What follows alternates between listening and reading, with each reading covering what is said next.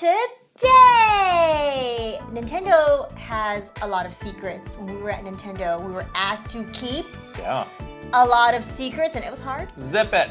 And these days, they're not as good at keeping secrets, but it sure was a big deal when we were at the company, and so we wanted to share some of the biggest, hardest secrets that we had to keep and what it felt like to have to keep those under wraps. And I don't know, it feels weird not to have to keep a lot of secrets anymore, but that was a big part of our lives, keeping secrets. It was a huge part of the job, being able to keep a secret. And yeah, it's going to be interesting to talk about that part of the job because I think it's something we became very good at, but I don't know if it's necessarily something that it was really hard out of the gate everybody is necessarily able to do. I'm a gossip. To be quite, I agree.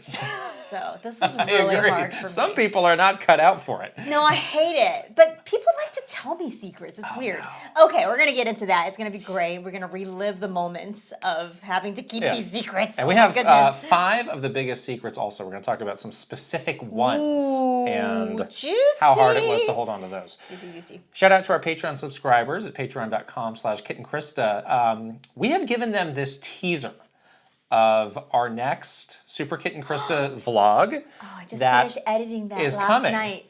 And I can say one of our superstars was able to crack the code. Well, they somewhat triangulated to a potentially related topic. But I don't think they really cracked it. Oh, I think they did. I think they figured it out.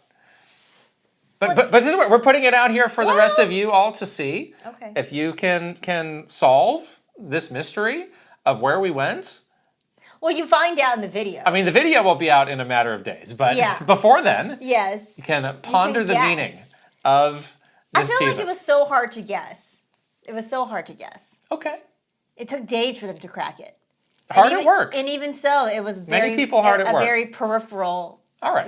I think they got it, but we'll find out. Yes. We'll see. Our Patreon subscribers are also enjoying the Adventures of Elliot spoiler cast. Whoa, that was a big one. Is out now. That's a great one. Please play this game. We should say this game is incredible. Is so incredible and such a surprise. I think for both of us. I don't even want to say that much more because I don't want to spoil Many the surprising things about this game, yeah. Exactly, for people. And you should definitely play the game. It's an amazing game. And then you should definitely come back and listen to our spoiler cast because we do go through like all of the big surprises that sort of just caught us in the moment. And it was really fun to talk about it. So that was great. Yeah, we're in a stretch. Such a great game. We're in a stretch of some really great games coming out. And I think back to like the first couple months of the year, like maybe through even like March or April. It's always in the back of my mind of, hey, at the end of the year, how is it going to shake out? We're going to have to come up with a list of our 10 favorite games. Yeah. And through April, I was like, there's not a lot that's really list worthy. And I was getting. What do you mean? You played Resident Evil 9. Well, okay, that's one game. Pragmata. That's one game for about a third of the year. You know what? I make fun of you a little bit now, but I do remember at the very beginning of the year, I was playing a lot of games that came out like the previous year. Older games, other games, like great games. Because I finished Ghost of Yotai, and then I played Indiana Jones, and I played. Yeah, so I was kind of like catching up on the games that I missed last year. So it wasn't until Resident Evil 9 where I started to play like the 2026 games. And the list was a little thin in the beginning, but now it's really filled out. The reason I say that is like that worry is now over. Yeah. There's great games that are coming out, seemingly, and we're almost at this incredible onslaught of September when all the games really begin. So there's no more worries about that. I do have a game in mind. I think this game either came out in January or February. That it's like I would love it if this game could end up on the list. It's not going to be like a top 5 game for me, but it's like this game is cool. This game does deserve to be recognized in some way. So hope I can make that happen. For me, it's been a year of like so far some really great surprises. Like there's been several games, Adventures of Elliot included, obviously, but like 007, like several games that could have really sucked. Honestly, could have been like real stinkers, but turned out to be absolute bangers. So that's always fun when you're like pleasantly surprised by something versus the other way around where you're like, yeah, I had high hopes for this, and I'm totally disappointed. And you haven't even played Pocopia yet. I'm gonna play that when That's what you say. on our way to Gamescom. I don't know. I might have to taskmaster you on that because I don't think you're gonna. That do does it. not sound like a fun way to enjoy Pocopia with some crazy person looking over my shoulder. Well, I've seen you on an airplane. I've seen you on an airplane. You just fall asleep. Only for a little while. You're like, I'll have 10 hours to play this game. It's like you'll have about 5 minutes to play this game before you fall asleep. That's not true. I usually wake up after takeoff. Yep. You say, oh, ma'am, 3 Bloody Marys, and I'll be off to sleep. Thank you very much. That's your way. You're always trying to take the system out of my hands to sleeping, yes, and I was waiting because it's like slowly about to fall on the ground, and you know. It's like that scene in the Grinch where he's taking the thing from Cindy Lou Who. He's very carefully trying to take it out of her hand. And I wake up and I'm like, I'm still playing. Jerk, no. No, it's mine. Okay. Yes, But the funds of traveling with you. Wow. Of traveling. All this is to say, we have at a very early juncture, it's still July, locked in our August spoiler cast game. Oh, yes. That we are Speaking of pleased great games. to reveal to all of you today. The game is the 5th chapter of Deltarune. Ta-da! You had some resistance initially to doing an individual chapter. I did. The reason why is because we actually said in the last spoiler cast we did for Deltarune, and that was chapters 1 through 4 that we did the spoiler cast for. We were like, all right, wrap it up. We're going to do the next Deltarune spoiler cast when the final chapters drop. And we're totally not doing that because now we want to do these individual chapters. It's fine. I was kind of worried because I wasn't sure how long this one was going to be. But it's a good 6 to 8 hours, I think. I'm just not sure you're going to make it to 2027 at this point. So we got to get these in while we can. Pour one out for the homies. Who's going to make it to GTA 6, and are you going to make it to the end of Deltarune? I don't know. I might not make it to the end of Deltarune. At this point, I don't know. At the rate Toby is working on these, at this point, I don't know. It may not be in the cards for me. So anyways, we're doing Deltarune chapter 4. And this is an interesting one because normally when we do these games, we'll talk about them a little bit in the games we're playing segments, and then we'll stop at a certain point. We'll save it for the spoiler cast. This one, I don't know if we're going to actually talk about it. Let's not do that at all because it is shorter. Right. It does kind of go bang right into some really interesting stuff. Yes. That's what we're talking about. So I'm about 2 nights of playing into it, and the one thing that I will say about it is that they have really upped the production value. Yes, agreed. Of this chapter, and I have not touched Deltarune since last year when those 2 chapters came out. So maybe my memory is a little bit fuzzy, but it's like, I mean, the graphics still have that trademark look, but like they've done some things. There's some new effects. I think there's some new lighting, some shadows or something. There are some specific scenes where they have gone like all out to really like celebrate an important moment or a funny moment that is happening that I really appreciate. So it's like, wow, this is an interesting thing for them to try and keep their kind of house aesthetic for this game, but still push it forward a little bit. They're doing a great job of like every time we go back to it, there's some sort of like up-leveling of what this game is, but they haven't lost the DNA of the game, which is great because even when we were transitioning like after chapters 1 and 2 to 3 and 4, it was like, oh wow, the aesthetics look like so much more high-end. Right. Like, wow, you guys did like a lot of polish to it. So it's interesting that this game is coming out in this way where it's in this chaptered format over kind of a long period of time where you can actually see that development process. Like you, the player, can see. I'm sure the developers already see that even when a game is not like this type of long episodic game. But for us, it's a little bit harder to tell. But with this one, you can totally see it. You're like, oh yeah, they've like improved. Their skill sets have improved over time. So at this rate, they finished chapter 6. Boom, Toby can roll right into the quadruple A 4K remake of Deltarune, right? Let's do it. And he can work on that for about 20 years. And Deltarune, the movie, the game? And then they can, there's not a movie. What now? Live action What now? Deltarune where you have like a goat head and Oh like no! some I don't kind know of if the world's reindeer. ready for a Deltarune movie. I don't think so either. But so if you haven't started playing Deltarune at all, you're starting from the beginning. We do have that first spoiler cast that covers the first 4 chapters, and then I guess at this rate we're just going to do individual chapters spoiler casts until it wraps up. And it's chapter 7 is the final chapter, right? I don't know actually. I'm not look. I'll take it as it comes. Maybe Toby has changed his mind. I mean, that's what he says now. I mean, maybe he's like, I got more to say. I got more to do in this world. That's great. Which is great. So I love that for Toby and for us. Don't lock yourself down into some plan. Yeah, I wasn't sure if just because you're like, oh, Toby, you said. He's like the George R. Martin of video games, except that he actually produces some work. I don't know if that's a great comparison. He's actually producing some work, which is good. But it's like, how many books are there? I'm done when I'm saying I'm done. Where is the Winds of Winter version of Deltarune Chapter 7 or whatever? And so this spoiler cast will probably be out early in August if we're already playing it now. Yes. So that's the plan. Yeah, so please look forward to that. We got busy August, so we gotta get ahead of things. One more thing. Some people noticed last week, if you are a regular podcast listener on Spotify, we also had the video version of the podcast up there before, and before the only place to find that was YouTube.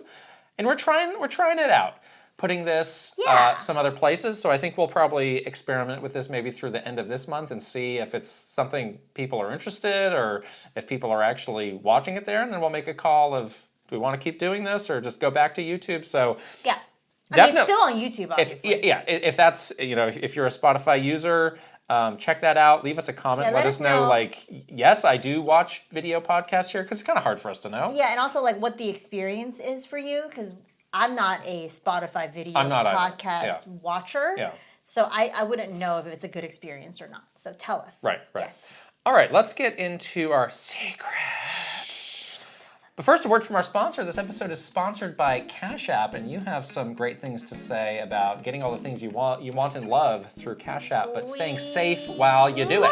We love Cash App. We love staying safe. Cash App can do way more than you think to make your money work for you. If you direct deposit at least $300 in paychecks each month, use the Cash App card. For purchases, you can earn interest on your savings. No hidden fees, no minimum balance requirements. Also, you can hit your savings goals faster by turning on roundups on your Cash App card. With roundups, every purchase you make using the card is rounded up to the nearest dollar, and that spare change is automatically put into your savings. Don't let your money sit around and gather dust to make it work for you. Take advantage of interest savings on Cash App today. New Cash App customers can earn $10 if they use code CASHAPP10 in their profile at sign up and send $5 to a friend within 14 days. Terms apply. Cash App is a financial services platform, not a bank. Banking services provided by Cash App's bank partners. Prepaid debit cards issued by Sutton Bank, member FDIC. Cash App Visa debit flex cards issued by Sutton Bank, member FDIC. And the Bancorp Bank N.A., pursuant to a license from Visa USA, Inc. See terms and conditions for the Sutton prepaid card, Sutton debit flex card, and Bancorp debit flex card. Cash App Green features savings, direct deposit, roundups, overdraft coverage, and discounts provided by Cash App, a blocking brand. Visit cash.app/legal/podcast for full disclosures. We will put the link that you can use to sign up and get your $10 using that Cash App 10 code in the description and also right here. Yes, thank you, Cash App. Wonderful. All right, secrets. Before we get into kind of our top 5 secrets and the specifics of those, maybe just more broadly, like what made it hard to keep a secret at Nintendo when you knew very well that your job depended on keeping this secret? Yeah, so there were some like very just like clear lines, like for the people who were like traveling with product, it was like, lose the product, different. You lose your job. Yeah, it's very cut and dry. The same thing with this. You know, if you're responsible for the information getting out there in a reckless way, you're probably gone. Right, exactly. If you are if the information got out and it was pinned to you as the reckless person that accidentally did that, it was very clear that that was going to be the end of your career at Nintendo. So the secrets were a really big deal, and Nintendo had these processes in place. They call them disclosures, and there would be like a very formalized way where you would get approved to know the information. You have to like prove yourself to be like not like worthy, but it's like to do my job, I need to know this, and here are the reasons why. You have a business need. You have a need to know. It's not just like anyone's like, I'm just curious. Right. Can you put me on the disclosure list to learn the secret? It's like, no, you don't get to do that. And so there was a process in place where it was a very formalized way of getting information, and of course, like information was, in the political corporate environment of Nintendo, I would say information and knowing stuff was like the biggest commodity. Like if you're in prison trading cigarettes or whatever, like that was pieces of information was like the most like valuable commodity. And there was a lot of like sort of, power struggles and drama and whatever else that came with knowing something, knowing information, getting told a secret, being given that responsibility to, to know it and trust it to not share it. Like that was a really big deal. And everybody in the company knew that and subscribed to that. They're really bad at it these days, so I don't know what the heck happened there. But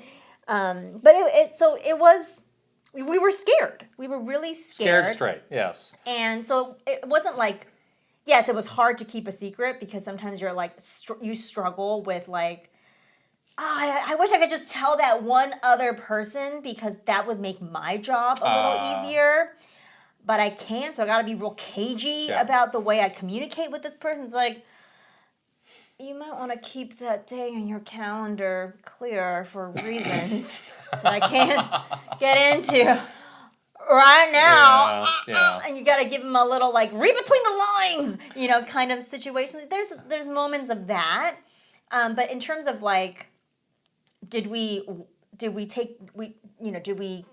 like when we had a secret, we took it very seriously, and we really did believe that we were responsible, and if like something happened, it would be our fault, and we would like ruin the company and destroy our careers, and we would be like shunned forever. So it wasn't, in terms of it being like, haha, I can't wait to shout the secrets on the rooftop. It's like, no, you didn't do that because you were so terrified. So it wasn't like, it wasn't like a very cavalier thing that you just were like, oh, cool, I got to know this. Now I'm going to tell all my friends, Yeah. Yeah. For me, I had the very same mindset where it was actually quite easy to keep the secrets because it was such a cut and dry thing of like, you just have to do it. Yeah. And it was such a key point of importance within the company. There was this occasional thing that would happen though that was sometimes awkward or challenging where you would have the information, but like the people above you would not. Yes. And you could not tell them. And your boss couldn't know. And it was like, okay, I have to execute some specific thing specific to this reveal, but I can't tell the people who are supposed to be managing my work. Yeah. Which is a weird thing. So they'd be like, so what you got going on? It's like, some stuff. I don't know. And that just felt like, this is not the way that these conversations should go. You should be able to have some level of transparency. And also your boss is supposed to help you. Right. So like if you can't tell them what you're doing, how can they help you? Right. And also you would presume like the higher up the ranks you go, like the more appropriate it is for them to have confidence. But it was like, no, it's like if they don't need to know, they're not going to find themselves be involved on this list. So usually we would all be brought in at the same time, but there were some things that were very sensitive and very specific. Yeah. Where it's like, they're actually not going to be on the list because they have nothing to do with this. Yeah. Okay. There were also different levels of disclosure as well. That got very confusing. Where it's like, well, which level of I disclosure are you? I was never a fan of that. Because there's like the highest level where it's like, I know everything. Yeah. And then there's also like a basic level. A tertiary. The basic level was like a waste of time. It was a waste of time because you would know of something, but it wasn't any details that were helpful to you or the person that you managed. We're going to disclose you on such and such. You're like, all right, here we go. Like, something's going to happen. That's all we can tell you. It's like, thanks for nothing. Around this month. Thanks for nothing. Okay. Anything else? No. Let me know when you got more to say. Yeah, and then those meetings were very, again, they made it feel so, they took it very seriously, so it made sense, but to get disclosed, it was kind of like you're going into like a CIA meeting. Yeah. Like you get brought into this conference room. It was like you and close the blinds, close the door, lock yourself in, soundproof room, and it's like they're like, okay, they formally you are about to be disclosed on code name blah blah blah. Code name Steam? Not code. No one wanted to be disclosed. Who cares? What a disappointment. shout that secret to the rooftop, and the secret that is going to fail. Not so secret. I'm here to talk to you about Will Wheaton.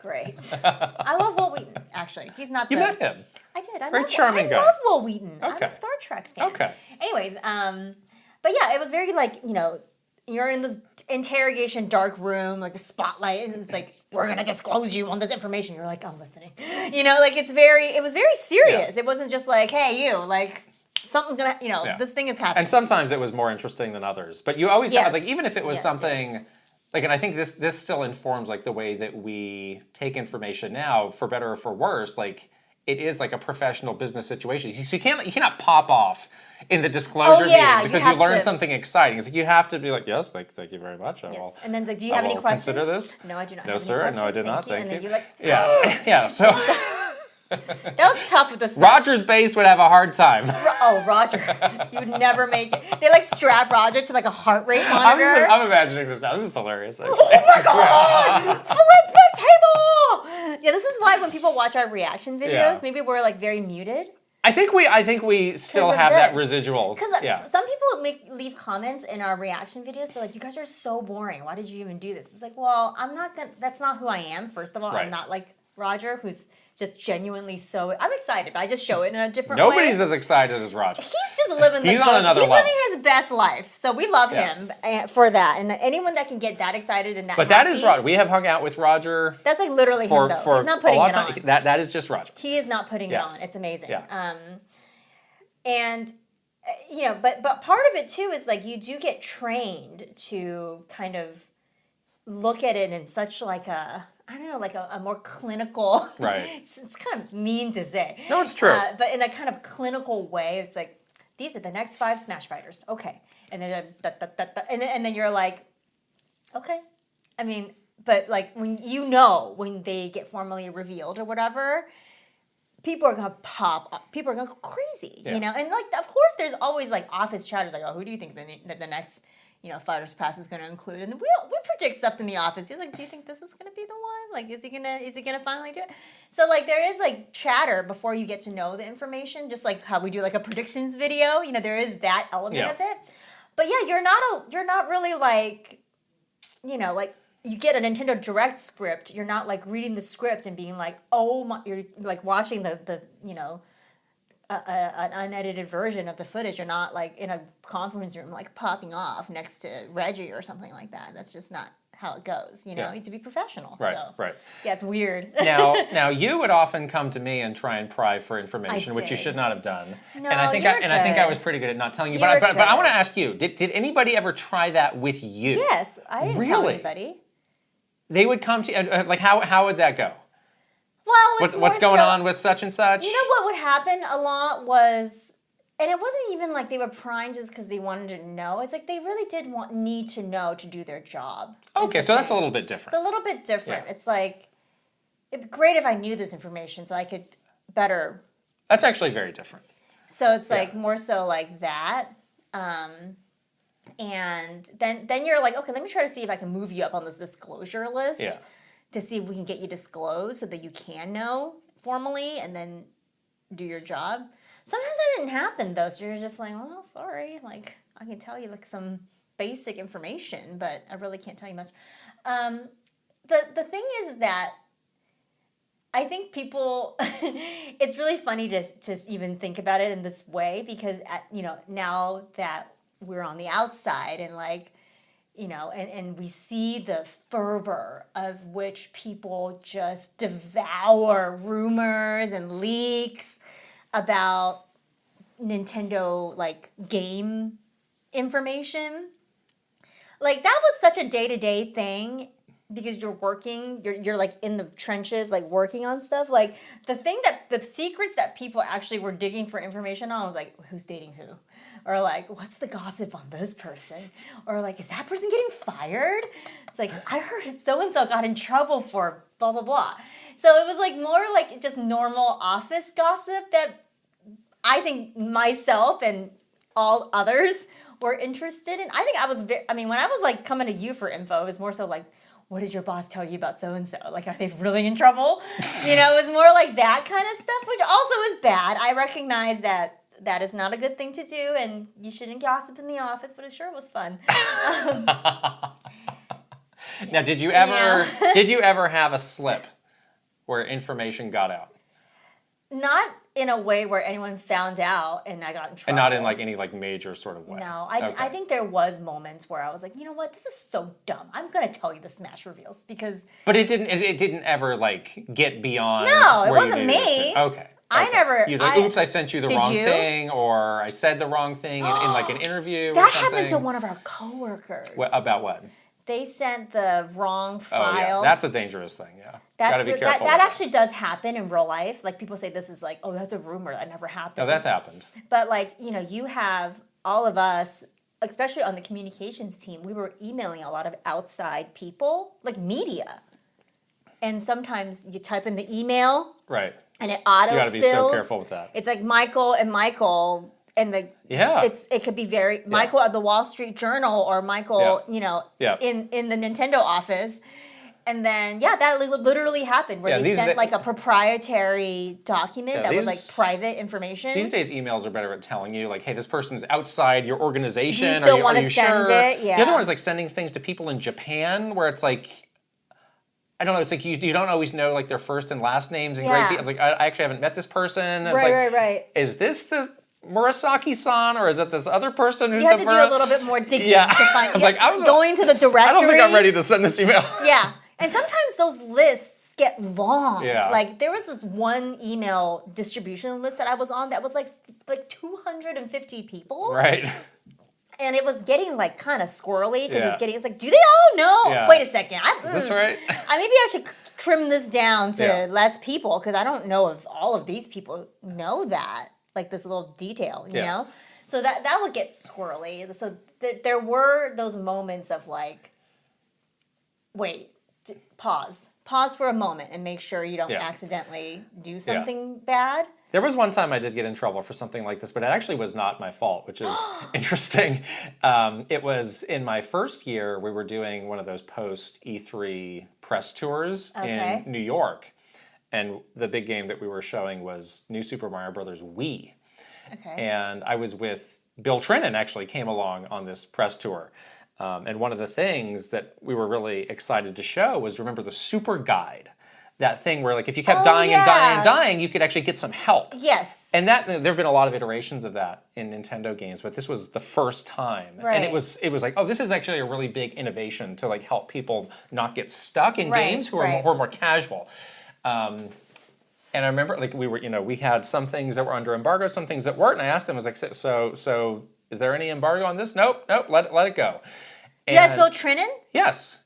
Oh. Because at that point, we were less in direct communication with those teams about those details, and the Treehouse was dedicated to figuring that all out. To kind of being your bridge. Right. Yeah. So, we were doing like a dozen appointments a day. So and some of the stuff had no embargo. So like within that week, some coverage went out and they're like, and we saw the new Super Guide. Isn't this a cool thing? And Japan was like, wait. Well, and to me, it was like, great. This is according to plan. Cool. They talked about the thing we were showing off. Perfect. And then I got a phone call like late New York time from our head of the department back then. And she was upset with me. And she's like, what's going on? I got this email from Japan. This is not going to be announced until, I don't know, weeks later. Oh no. What the heck is going on over in New York, blah blah blah. And I didn't know I was like, oh my gosh. I felt so bad. I was like, oh no, I'm in trouble. Oh gosh. So I just kind of ate it, and I was like, yeah, we'll figure it out. And then I talked to Bill Trinan the next day, and he was like, oh yeah, it's my fault.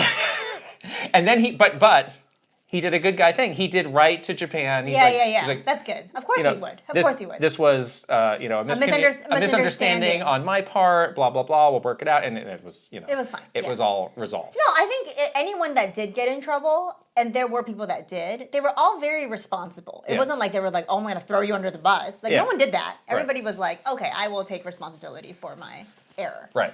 You know. There were some times, though, you did have to write an apology email to big names to basically fall on the sword. There's many apology emails that were written. Even if it's not your fault, you still have to do it.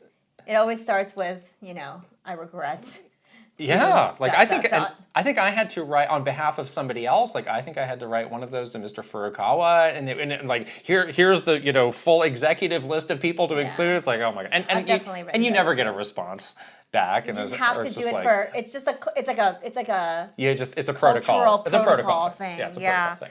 Yeah, I've written those to Sakurai before. Yeah. Now you mentioned. There would be people kind of trying to get like fun conversations like, oh, who do you think the next fighters would be? But did you ever come across like a product-focused rumor of like, hey, I heard, oh my gosh, the next Mario game's gonna be like anything like that? Do you recall going around the office? Product-focused rumor.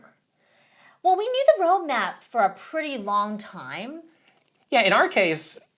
We knew what was happening or not. I think one thing that's kind of like this is like there would be this game that we would play, like guess the code names. Because everything would be code names. Yeah. Of course, every company's like this. You use code names for your unreleased products. There's always a fun game that you can play where you're like decoding the code name and you can say like, oh, like what, what could this be? And what could that be? So that was kind of like a rumor. But I don't know if there was any, like, rumor that was like, oh my gosh, like, such and such. I heard from the grapevine that, Because you kind of know the roadmap for at least a year and a half, at least. But even if it doesn't mean you had to, like, be part of the rumor. You might just hear about it, and you'd be like, well, that's wrong. Something like that. Yeah. Maybe it was just like our office in particular was more plugged into the actual information. Our department was very plugged in. But also our office more broadly than, let's say, Redmond in some cases, where they've got people working on different types of the business. Like different the sides HR of the business. person is probably not going to know about like the Nintendo Direct content. Right. What's in there. Right. Versus our office pretty much... At least, half of the departments would know because they would have to work on some stuff that was related to this. Right. So that was kind of not really a thing then. I don't think so. Or at least we were not in the circles where those were getting passed around. People would come to us though. It's like, do you know about something or another? It's like, oh yeah, Or sometimes you haven't. Like, hey, are you disclosed on blah blah blah? It's like. No, I'm not, and they would just walk away. But it's always code names. It didn't matter. Yeah, it's like you wouldn't know anything. You wouldn't know what it is. Are you disclosed on code name such XYZ? And you're like, no. You're like, okay, great. Yeah. This is why you have the code names and you have the disclosures, so you could just. I guess you could lie and say yes. If you really that wouldn't. That would be bad. I don't know. You shouldn't do that. That would probably come around. I never did that. But I would. I guess if you really wanted to know for some reason. Yeah. You could like pretend you were on the disclosure list or something. So when these big things that you were responsible for finally did get revealed, how was that feel? That's like a huge weight lifted off because you're always scared of leaks. Right. They should be more scared than ever of leaks at this point. So that was, leaks were a lot more rare back when we were at Nintendo. Like I don't know what happened and how it got so bad over there with the leaks, but the prospect of a leak was it's a rarity and also like a looming fear. And also, like we talked about before, there was a lot of the sense of like, I have to carry this burden of responsibility and I have to be the one to protect this thing because it's a big deal and it will, it affects the company as a whole, and the reveal of this product is an important part of, the business of what we're doing. So there's a lot of burden on you to to make sure that there's no leak, at least to the best of your ability, and also just be responsible for this information. And if you were leading a team, like when I was leading that Smash team, I was responsible for those other, 35 plus people. I don't want, on my watch, I don't want somebody to have a misstep that happened, which was not great. But it's like, even if it's not directly your thing, it's like you feel the sense of responsibility. So of course, when the thing finally got officially announced, you're like, thank God, I do not have to deal with this one. And you check the secret off the box, off the list, and I can look at the other 5, But like, it was a huge like a weightlifter. I think one of the times, and we'll talk about that specific time, I cried because I was it was so wound up from the stress that like when it finally revealed, it was like, oh, and you have like this this flood of relief. You know, you're like, okay, it didn't leak, everything went great.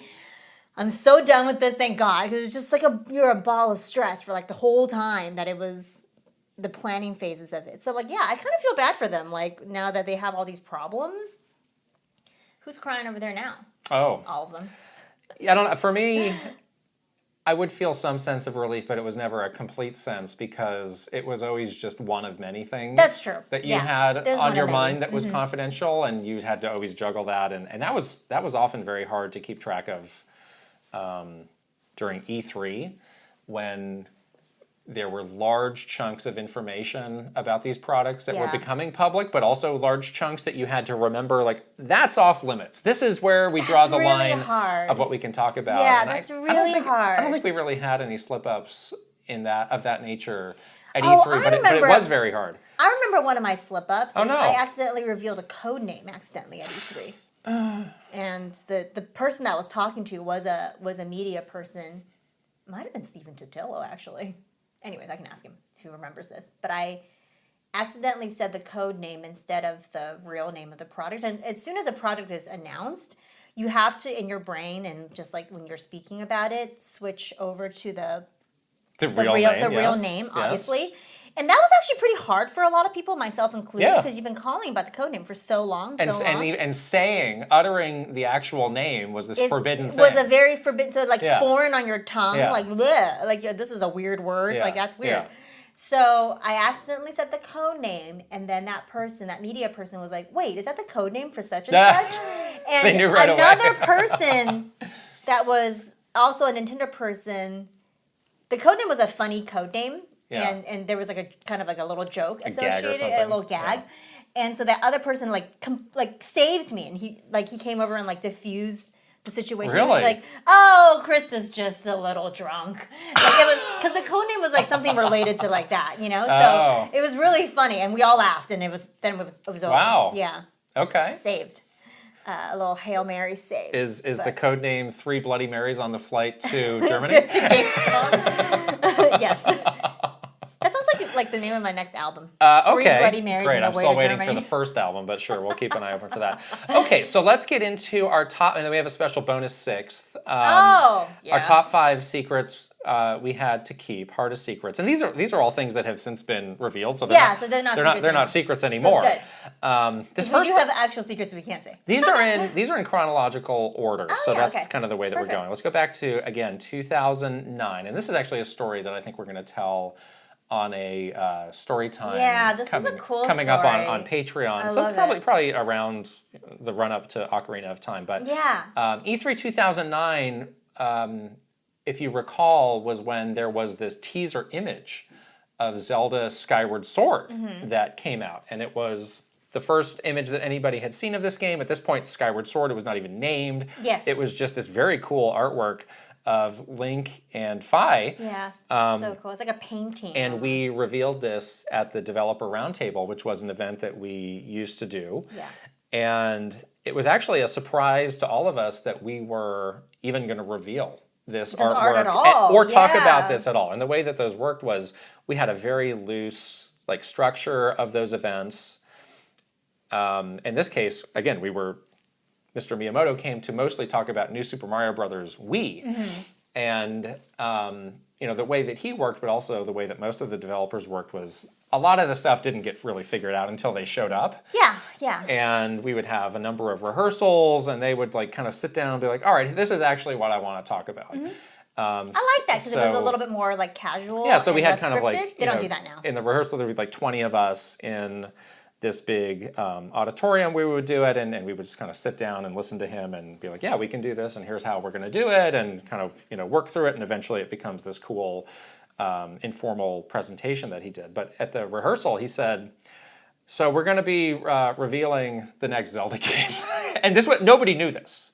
This was news to everybody. News to everyone. It's like, oh, okay. And then we were all just silently waiting for the next comment after that. Like, okay, and he's like, well, we have all it's going to be is a piece of artwork, but I do want to, near the end of the event, I want to put this up and I want to just say a few words about it. And we're like, okay. And we talked about how, well, this is a big moment. We need to integrate it into our rehearsals somehow. We need to figure it out. But we had all this hired staff who was running the AV in that That was not a theater. very secure rehearsal. No, and as that event went on, it became a much more just harrowing thing of like, oh my God, someone's going to say something. Someone's going to walk in. I mean, eventually, like there was nothing, or at the beginning there was nothing, but eventually we had like tables and tables of checkpoints and stuff to even get close to that room. Because who knows, somebody could have walked up and like listen in or like open the door and like pop their head in and all of that stuff. Totally. So AV staff. Yeah, so we had this was the day before, we had to ask the AV staff to leave the room. They have to leave, yeah, they have to leave. And, this was the first time we saw this. And it was like, okay, here it is. Mm-hmm. And as the person who was running the event, he handed me a thumb drive. He's like, here's the artwork. Yeah. We'll see you tomorrow for the event. So I just, on my person, had this thumb drive with... It's always a thumb drive. With the unannounced... It's always a thumb drive that you had to like... somehow, like tape it to your body. It was literally like a ticking time bomb, like on my body. I'm just carrying around the unannounced Zelda game. No big deal. What if you dropped it in that convention center? Maybe you were 3 margaritas in. I left it in a dirty toilet for Dr. Disrespect to find during his live stream. Yeah, or like anything could have happened between in that 24-hour span. Exactly. You could have lost it. You could have forgotten it somewhere. I could have given. I was like, oh, here's the thumb drive. I gave the wrong one to somebody. Oh, here it is. Oh, a swappity-doo? Yeah. Oh no. It's got a pocket full of thumb drives, as one did in 2009. But the other one's like your family photos or something. Right. Your family vacation to There's so many things. The Poconos. You're not Doug Bowser. There's so many things, but nothing happened. And, that is so and crazy. that happened, but that was quite a burden for my very first Nintendo E3. Yeah. Like that was just like, oh my gosh, this is harrowing. This is I can't believe what's happening. Harrowing. Yes. I hope they have better ways of sending an asset. They do. They do. What is the way? It's like a nobody's Dropbox. carrying around a keychain of thumb drives. Dropbox. That's secure. It's all digital. That's secure. You're still living in 2009, I see. Honestly, like back in the day, bring them back. This is how it's like, oh, we gotta bring back physical. It's like, okay, then do you want thumb drives and like a burned disc and like all this other crap? That was annoying. No, I don't want that. The thing that was a bummer about thumb drives is you were never getting that thing back. Those things sucked. It was like, worked half the time. But sometimes it's just like, I've only got one of those. I need that, or like. Oh, back in those days, during like E3, I was packing thumb drives. Yeah, I was packing like 20 at a time. But if you lent it out to somebody, you were never getting that back. That's why. Never. I used to put my name on it. And it's like, oh, this is the one that's actually big enough for me to hold. Yes. Whatever file. I had like 20 thumb drives of all different sizes. And then they did a thing where like it's like, this is not a secure, it's not an encrypted. Oh, they had to be, we had to encrypt all our thumb drives because they're like a kind of a virus on it. It's like, I can't do this. That was when the thumb Then drive. how would you like to give That's when it all fell apart for thumb drives. How would you like to give me this Speaking of lost physical media, I told you this a while back and this blew your mind. This was when I was at Konami. And this would have been like 2006 or maybe, I don't remember, 6 or 7. In the run-up to Metal Gear Solid 4, we had the Konami press conference at E3. And, all right, Mr. Kojima is making a great trailer for Metal Gear Solid 4. It's on a CD-ROM. But guess what? HD file transfer was not really a thing that you could do. It.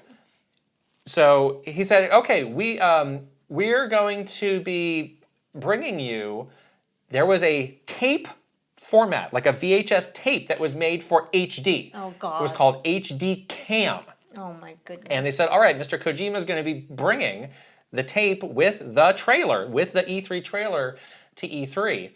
And I was not responsible for this event. I was just kind of helping out. You're like, tap him on the shoulder. Do you have the tape? But my boss, who then became our boss at Nintendo, he had to find an HD Cam player in the city of Los Angeles, which was no small feat. He was like, there's one in like Southern California. Oh my gosh. And he was responsible for getting it there to the event. That is so terrifying. And making sure that it works. Like, what the heck is an HD Cam? what is this? But it's something that existed. He couldn't have like somehow reformatted onto like a DVD or something?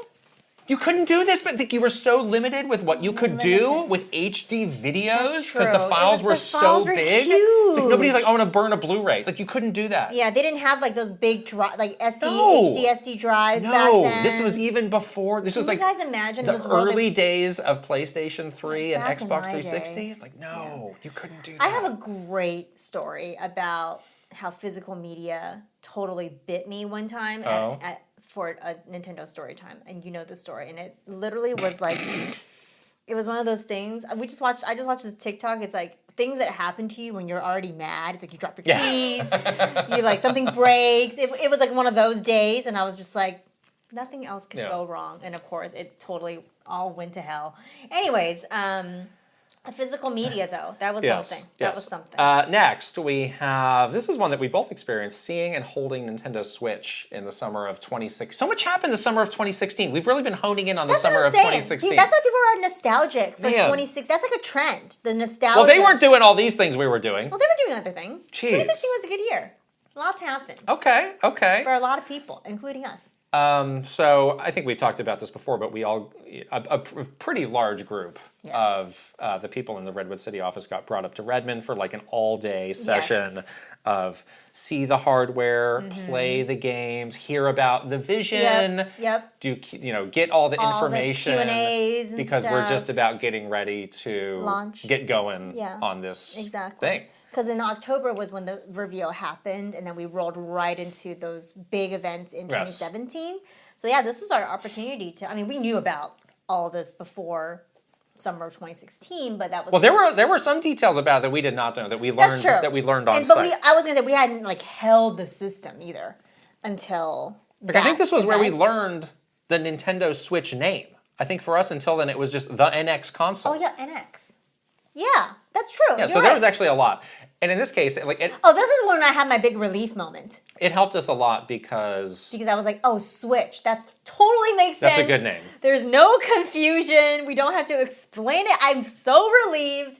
And then this person looked over because I was like probably like smiling from ear to ear, and he was like, "Do you like the name?" I'm like, "Thank God it's not Wii U." And everyone laughed. It was great. Wii U too. I know. Wii U HD. It's like, and this was unusual, and a good job by the people who were organizing this. It was like a mass disclosure event. We all got disclosed. But there were probably, how many people do you think were in this? Like 75 people? I was going to say like 50 to 75 plus. people. Yeah, 50 plus. So it was not like, this is the skeleton crew that's going to do all this work. We have to know. This is a new console. The whole team needs to know. And then we need to be like ready to go, like ready to start working. Right. So that was great. That was great. Yeah, I like that. That was a really fun event. Everybody was in good spirits. It was like, this is it, people. We're so back. Yeah. And we all felt it. It was great. Next is wait. What year did this one happen? Joker. Yeah. What year was that? Was that 2019? Either 2018 that would have been when this one comes next. Smash Brothers Ultimate Joker reveal at the Game Awards. So 2018, right? Yeah, that was 2018 December. Because that's when the game came out. That's right. Yes, exactly. That's when the game came out earlier in that month, and then we did the big. I feel like this was the last sort of beyond a musical performance. This was kind of the last like big stage reveal that Nintendo did at the Game Awards. This was also the last pre-pandemic Game Awards for a couple years. That's right. Yes, yeah, that's so true. Some things changed. Yeah, post-pandemic, like Nintendo's involved for Nintendo and the Game Awards and Jeff Keighley in general. Yes. Yeah, a lot of that relationship stuff kind of shifted a bit after the pandemic. But this was sort of like in the era where we were still doing, Nintendo wasn't just going up to accept awards and doing those ads during the Game Awards or being part of the Game of the Year nominee medley. Right. They were actually doing like other companies, like the Capcoms of the world, like big reveals. And Smash had just come out. We were kind of bummed that we missed sort of the cutoff for the Game Awards for this game. So this was kind of like oh man, that would have been great if this game had come out in November, but it didn't, or in October. Still got nominated the next year? It got nominated the next year, which was great, but it was kind of like, oh, we just missed it. That would have been a great way to like cap off the campaign for that year. So instead we did this big Joker reveal, and every single secret with Smash was like the biggest deal and the biggest secret and the most stressful thing ever, because those were like, very high commodity pieces of information, and people were nervously working on it, and we all knew that Sakurai was very fixated on, the element of surprise, and he works really hard on those character reveal trailers, and that was a big deal, and so you don't want to like be the one to scoop that or have some sort of issue. But this was the thing with this was a lot of work, because a lot of people had to be involved. Sakurai had to be involved. He's a perfectionist, and there's expectations of how this is going to go. This also included, and we talked about this with Jeff Keighley on a previous podcast, but this also included like this element of Jeff having to act, because it was this thing where like the lights turned off. Right, and the screen went to static, right? The screen went to, it was pretty much, it's supposed to be like he's getting hacked. Got hacked. The TJ's got hacked. And then he's a good act. He's a good sport. In terms of playing along with this, because that was our idea. Yeah. And by us, I mean like Sakurai. Yeah. Like, let's do this fun, right. like kind of immersive moment, And it's like, okay, and then it's like the persona stuff starts happening, and then it's like the little envelope. Yeah. It's like the whole thing with switcheroo, the roses. Yeah. And all that stuff was a really big moment that included a lot of like on-stage production-y elements, of course. So it was just a lot of work leading up to it, and so it was like this desperate thing to just like, oh God, I just need this to be done with. And speaking of thumb drives, I had to be the one to transport the Joker trailer. Now this is 2018. This is not 2009. Didn't want me to send it. Interesting. Didn't trust any file sharing service. So Krysta had to be a mule basically, and I went up to TGA's like 2 days early. You went really early. I went really early because Jeff was like, we're rehearsing. I need this. Ready, yeah. And so literally, I was like, the only person I can give it to is you, and I cannot transfer the file. There is no.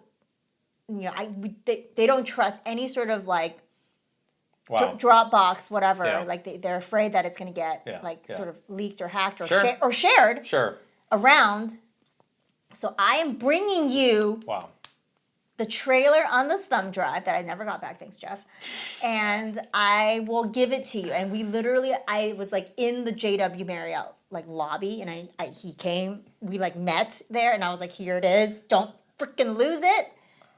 It's your responsibility now, okay? Like this was like 2 days before. I'm like, don't lose it. Maybe you could crash the stage like the Bill Clinton said, Jeff, I need my thumb drive back. I should do that next year. That'd be hilarious. That would be funny. But like it was one of those things like, but the baton gets passed, to the next person. So this is something unique about Jeff Keighley. He does not leak anything. No, he is rock solid. Right, and he is so involved. I trusted him. He is so involved in his shows. Like he is capable of doing all these things by himself. It's not like, I'm going to hand it off to some producer or something. That's why he personally came to take it from me. Right. So like that is something where he deserves a ton of credit. It's like he is not involved in any leaks around the Game Awards or anything like that. That would be a huge. Big deal. That would be the end of his credibility. That would be the end. And his ability to get these things, So, I felt pretty okay. Like, honestly, like, handing it off to him, I was like, I trust him. He's got this. It's gonna be fine. And then the next worry was just like, hopefully all the little elements go off well and everything. I didn't want to get the call from Jeff that was like, hey, Krysta, that trailer you gave me was corrupted or something or another. There's an issue with the thumb drive. I didn't want to get that phone call. I did not. And then it ran and I cried because I was like, thank God. Thank God. I don't have to work on this anymore. I hate this. This is the worst. Oh, no. I hated it so much. It was like the worst. I think I like aged. Oh, no.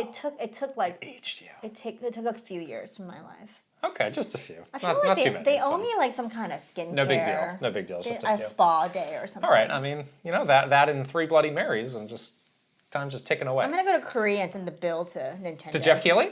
No, to Nintendo. Sakurai himself. He can pay. Oh, he might be there with you. He can pay. He's like getting a blood Yeah. boy. Like he can pay for my like rejuvenation. There we go. Good. Next is one of mine, and this is at E3 2019, also the last E3, the final E3. Yeah. Before the, I guess there deal. was fake digital E3. This was a big deal. A couple times. Yeah. This is the reveal of Tears of the Kingdom, the very first reveal, Yes. which was a higher level of security than anything else You've ever experienced. I had certainly been a part of. Who was on that disclosure list? Like the number of people was like less than 10. Less than 10 people probably Yeah. at Nintendo of I think America. it was like a handful, including my boss's, like many people above me. So this was one where your boss was involved. No, absolutely not. Oh, your boss was not on it. No. Oh. It was me, like a couple of the like Japan liaison people, like maybe the video. Doug Bowser, Yeah. I'm not joking. You're right. Your boss was not on it because your boss was in the room with me. No. And Well, then we'll get to this. yes, I'm We'll get to remembering. this. I'm remembering Jeez. it now. I'm remembering it now. Yes, you're right. And the reason I was chosen to be involved in this was because I had been the lead on Breath of the Wild. Right. All right, we're starting this new game. We don't know who knows how we're going to handle that. It's many years away. But you're just going to have to do this as an extension of your job because the team trusts you and you know And there's nobody how else all this right stuff now. operates. Yeah, there's nobody else. And it was like, all right, fine. And initially I thought like, well, there's actually not that much for me to do.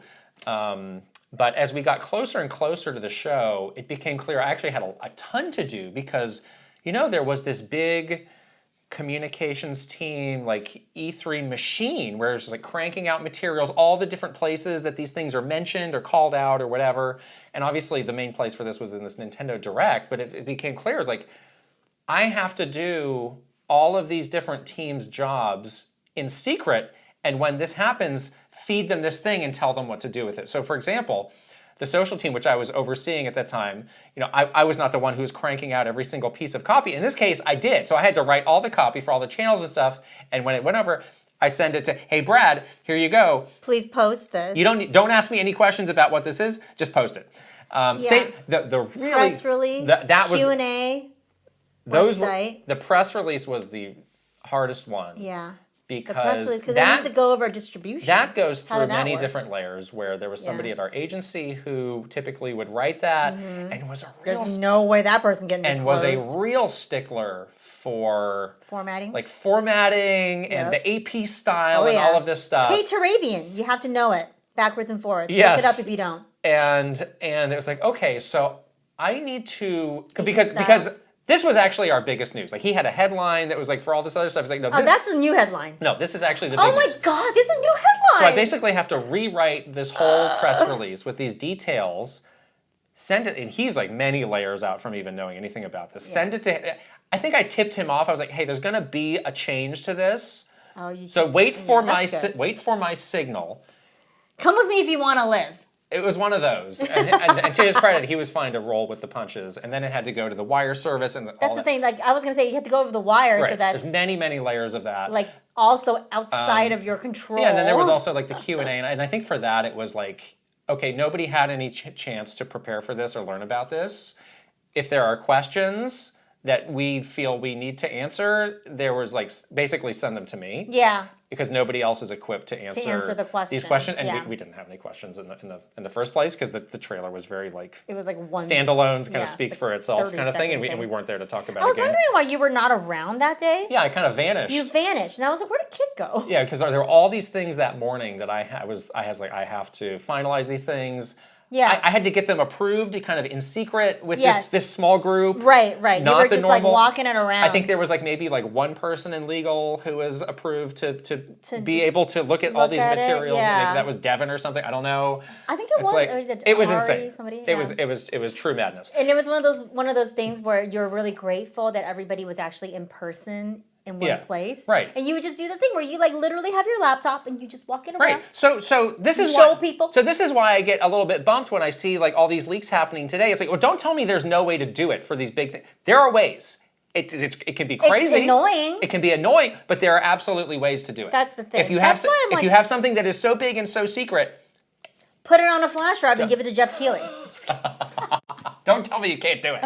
Walk it around on your. Don't send things around. Don't just be telling people what's going on over there. It's crazy. Right. Yeah, because that's what literally you would do. You would have like 10 people that know, and then you would just take your computer. You wouldn't send an email. You wouldn't do it. You would just go to them and be like, read this and approve it. Right. And they would like read it and be okay. And then they don't have a trail, paper trail. You don't have that because you're being careful about it. But yeah, and then so nobody knew about this, your boss included. We were all gathered, like our team, most of our team, some other, I think Doug Bowser was maybe. Yeah, they had a big thing where it's like, come watch the Nintendo Direct in the booth. We were in the booth. It was in like the little like office-y area of the booth where we could all sit around this like room. Conference room thing. I was sitting next to one of our coworkers who's also a huge Zelda fan, and her and I were watching the press conference, and we were like, of course, we had already seen all of the press conference beforehand, so everything was, not a surprise, obviously. What was the point of those watch parties, by the way? Let's get together and watch this thing we've all seen five times? What are we doing otherwise? What was the point? In that time, though, nothing. Because you just sit, I think the original intent of that was like, we want to be together and like monitor reactions. Monitor the situation? And like if something is confusing and we need to clarify This is the pre-panic. The pre-panic. We're going to pre-game the panic. We're pre-gaming the panic. That's not even any margaritas. So that sucked. It was also 9 a.m., but Bloody Marys. So we were all watching together and the thing was rolling, it's all the stuff that we knew about, whatever. And it gets to the end, and I was about to leave. I was like getting up. I was it's over. About to stand up. I was like closing my laptop. I was not going to stand up and leave. And the thing kept going. I was like, wait, what's going on? And then it was the reveal, and we popped off. Like that was the first time I've had a surprise at Nintendo in all of my at that point it was like 12 years or something like that. So this was a controversial thing because we had been doing, at that point we did like a media day before where they would see the Direct. Yeah, and of course they didn't see that part. And they didn't see, that was something we debated. It was like, wait, should we actually show the media the incomplete Direct without the biggest reveal? And it was like, we cannot. We cannot. Can't see it. So they didn't can't see trust it. them. I think Stephen Totillo wrote, again, it's all come back to Stephen. He wrote some long thing of like, boy, this would have been a different story if I had known about this, blah, blah, blah. I get it. I mean, for them, it sucks because it's like I'm not getting the full picture so again, of what you're doing. Don't tell me you can't do it. We popped off. That room sounded like Roger Base's house, okay? It was crazy. Yeah. Like, your boss popped off. I've never seen her pop off of anything. Like, me and Camille were, like, jumping up and down. We're like, wow. oh, my God! It was like a true... And I think it's because we hadn't ever been surprised, ever. Like, we've always known, like, at that point. It was so sad. Now it's, like, so much fun because we don't know and we can be surprised. Well, you're welcome. But back... My great sacrifice. But back in the day, it's so hard to... feel what the fans feel. Yeah. Because you're just in it for so long, it's not fun anymore. But that was a moment where it was like, wow, that really was. That was great. Didn't that was age fun. me. I look better than ever. Last one. This is kind of a funny one because this was big news to some people and not to others. And I think we've also kind of talked about this to varying degrees as well. This is EP2 2021, which was one of the fake pandemic virtual E3s, the virtual E3. The reveal of Metroid Dread. Yeah. And you have to go back and understand the history of Metroid Dread being this long spoken of thing. And the name being very significant. Right, and it's like, what is the name, and like, what does that all come back to? And like, not everybody knows the full history of that, but leading up to it, we had this funny thing where we were getting briefed by the Treehouse team, and we were seeing the game, and I was like, all right, this is a new 2D Metroid, looks great, blah, blah, blah.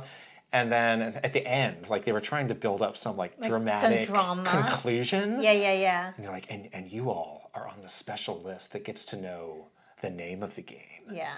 And the name is Metroid Dread.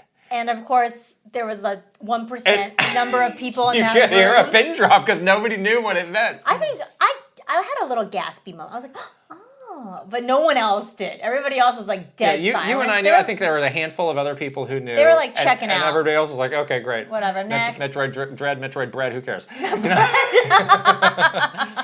Metroid Metroid Fred. Yeah. No. So that was one where like the Treehouse team was doing everything they could to keep that secret because they understood for true Metroid fans, like this would be a huge momentous thing. Yeah. But for the normies. But again, like this was one of the few things where you really needed to be plugged into the long-term history to understand the significance. Yeah, exactly. Yeah. And that was one of those moments where I think they expected a bigger reaction, but no one reacted, which was kind of like when you're at a stand-up comedy thing and the comic makes a joke. And it was. But it was like crickets. You get no reaction. And it's really awkward, right? It feels really awkward. Yeah. But the fans knew. That's what mattered. The real ones. That's what mattered. No, these fake fan employees. Yeah. Okay. Wow. Secrets. Secrets are up. We are recording this as the World Cup England-Argentina match is happening. Yes, this one determines who goes into the finals. You have a bit of World Cup fever. I do have fever. So I'm going to check the score right now. We can check in as this, who knows, maybe by the time we're done with this podcast, the game will be... It's tied, 0-0. 40 minutes in. England, who will go on to play Spain. Spain was pretty good. Spain was great. Spain looked pretty good in that last game. I don't know. Spain looked really good. They might be hard to beat. Spain shut out France, which is a really good team. All right, so we will check back in on that as your World Cup fever worsens. Yes, I have it bad. Yes. I'm down bad for the World Cup. We have some actual news that happened that we're excited to talk about, believe it or not. First, we got to shout out another sponsor. This episode is sponsored by Mint Mobile. Now, let me tell you, there are some things in life that you don't want to be transparent, like your swimsuit. Oh, no. That ever happened to you? No. I hope not. Nope. But when it comes to your wireless bill, you want that transparency. You want to know, like, wait, what are all of these little things that I'm paying for that just seem to add up? Mint Mobile's wireless plans have no gimmicks and no gotchas. That's great. And all the plans are $15 per month, even unlimited on Mint Mobile right now. Wow. Yeah, it's unlimited high-speed data, unlimited talk, and it's all on their the largest 5G network. And I just like it because it's simple. Like, there's a lot of things in life that are very complicated and have a lot of like fine print or some kind of, oh wait, this charge I was not aware of that. That snuck up on me over the years when I was with my big wireless company. And they don't have that, which is great. Yeah, I think they have really hit on something here, which is when you think about the big wireless provider that you have, it's like, all right, they're giving me this thing that I use, but that company's, maybe you don't have the best feelings about that company because they do this kind of thing where it feels like they're nickel and diming or they're hiding things. They're just being nefarious. Or they're keeping information away from you. And so easy with Mint Mobile. You sign up online, get 3 months of premium wireless service for $15 a month. What a wonderful thing and Ryan Reynolds has done for us. Yes. Thank you, hot Ryan Reynolds. You can also bring your phone and your number. That's important. With you, so you don't have to be the stranger with like. Don't do that. All your friends don't know who you are. You'll never hear anymore. from your friends again. No. They will exit you from the group chat. So yeah. To get your new wireless plan for just $15 a month, go to mintmobile.com/kittenkrysta. That's mintmobile.com/kittenkrysta. Cut your wireless bill to $15 a month at mintmobile.com/kittenkrysta. That's it. There's no catch. Upfront payment of $45 for 3 months, $90 for 6 months, or $180 for 12 months, plan required. $15 per month equivalent, taxes and fees extra, initial plan term only. Greater than 50 gigs may slow when network is busy. Includes up to 20 gigs hotspot, capable device required. Availability, speed, and coverage varies. See mintmobile.com. And we'll put the link right over here with a QR code for you to scan and also in the description below. All right, let's get ready for the news with a question from our Patreon subscribers. This one is from Garth the Wolf. Do you think that the news of physical discs for Sony going away has galvanized gamers to purchase games physically instead of digitally? I wonder this because when I went to go pick up my copy of Rhythm Heaven Groove, I had to search several retail outlets before I finally found a store in my area that had a copy. I noticed that most stores were sold out of both Rhythm Heaven Groove and Star Fox in particular. What do you think, as a person that does buy a lot of physical, have you seen shortages? Or you get yours delivered? So in the case of Rhythm Heaven, like I wonder, like, how many physical copies did they actually make? Have to begin with. So that may have just been like game? That may have just been a more scarce game than some of the others. Versus, like, did you see in Japan they sold like 300,000 physical copies? Yeah, not surprised. What? It's awesome. NOA is going to be under the thumb. Why didn't you sell 300,000? Tsunku wants to know. Oh, Tsunku. Explain to Tsunku your failures. Yes, you have to. to the beat of this cool song. I love that. He's going to throw fruit at you until you explain to him. But I think I talked about this on one of our bonus Q&As. So that news, the Sony news hit on a Wednesday, I think. And then it went into this long weekend for us over the 4th of July. Right. That Friday, I was in a mall that had a GameStop, and I just popped in. And it was more crowded than I had ever seen. This is your anecdotal story around physical it games. Is. And I think a lot of those people were there because of some like primordial feeling they had that was instructed by this news of like, oh, this might be my last chance, or gosh, I really do like physical games. I should go buy a physical game. What a novel idea. So I don't know how long this will last. I would be interested to hear from people who run retro game stores. Right. That's also, an like we have some in our community. Patreon, like, have they seen a particular surge after this news came out? They're just like marking up the prices. No. They should. It's good business sense. But I have found myself thinking a little bit differently about. It's like previously I was very like mad on game key cards. Even with that now, there's some games like maybe I should just get the game key card of that. I don't know. Like I think there has been something in the minds of people that has been alerted of something, and I think we all interpret it a little bit differently, whether it's a threat or an appreciation. Something I do think something's happening. The human need of like when something goes away, you want it even more. It's like again like this primordial sort of human behavior. Yes. Where it's like I can't get that anymore. Like the death of the Choco Taco. It's like, oh, I can't get that. Now I really want to eat it. What about a Choco Taco? They like got rid of that product, and it was huge news. The ice cream? The ice cream, and everyone When was like this? petitioned. That was like a year ago. Oh, I missed that. Okay. People freaked out. Did it come back? I don't think it did. Do you like the Choco? Do you miss the Choco Taco? In the moment of internet fervor, you were doing internet rage over a Choco Taco? I wasn't raging, but I was like, should I go get one of these? Like, what does it taste like? You'd be really good at internet rage. I don't know why you haven't gotten into it. I was not really like. You'd be great at it. I was not baited, but I was like. You're certainly good at real world rage. I am raging all the time, but it's like there is this like human like sense of like when something goes away and I can't get it anymore, I want it desperately. Right. So yeah, I can see that happening. I have not personally. You still don't care. It's been fine. Galvanized. It's fine. So my question is that like other people that have fully kind of in their brains, in their hearts and minds, switched over to all digital, like have they changed their minds? Like if you're that person that's like, I was all digital, after this news, I'm like, no, I'm taking a stand. I'm going back to physical. I want to know who you are because I'm really curious about that kind of like change of mentality because I haven't changed yet. The thing around this that I found interesting is the studios behind the Wolverine game, Insomniac, and Santa Monica for God of War. Mm-hmm. How do you say it now? Laufey, yes. Laufey, they have both come out and tweeted like, hey, our games are going to be on physical discs. And it does make me wonder, like, what is the internal dialogue around this topic like? Because I think, externally they're putting it, it's like, we're moving ahead. We're going to keep tweeting through it. People are like, wait.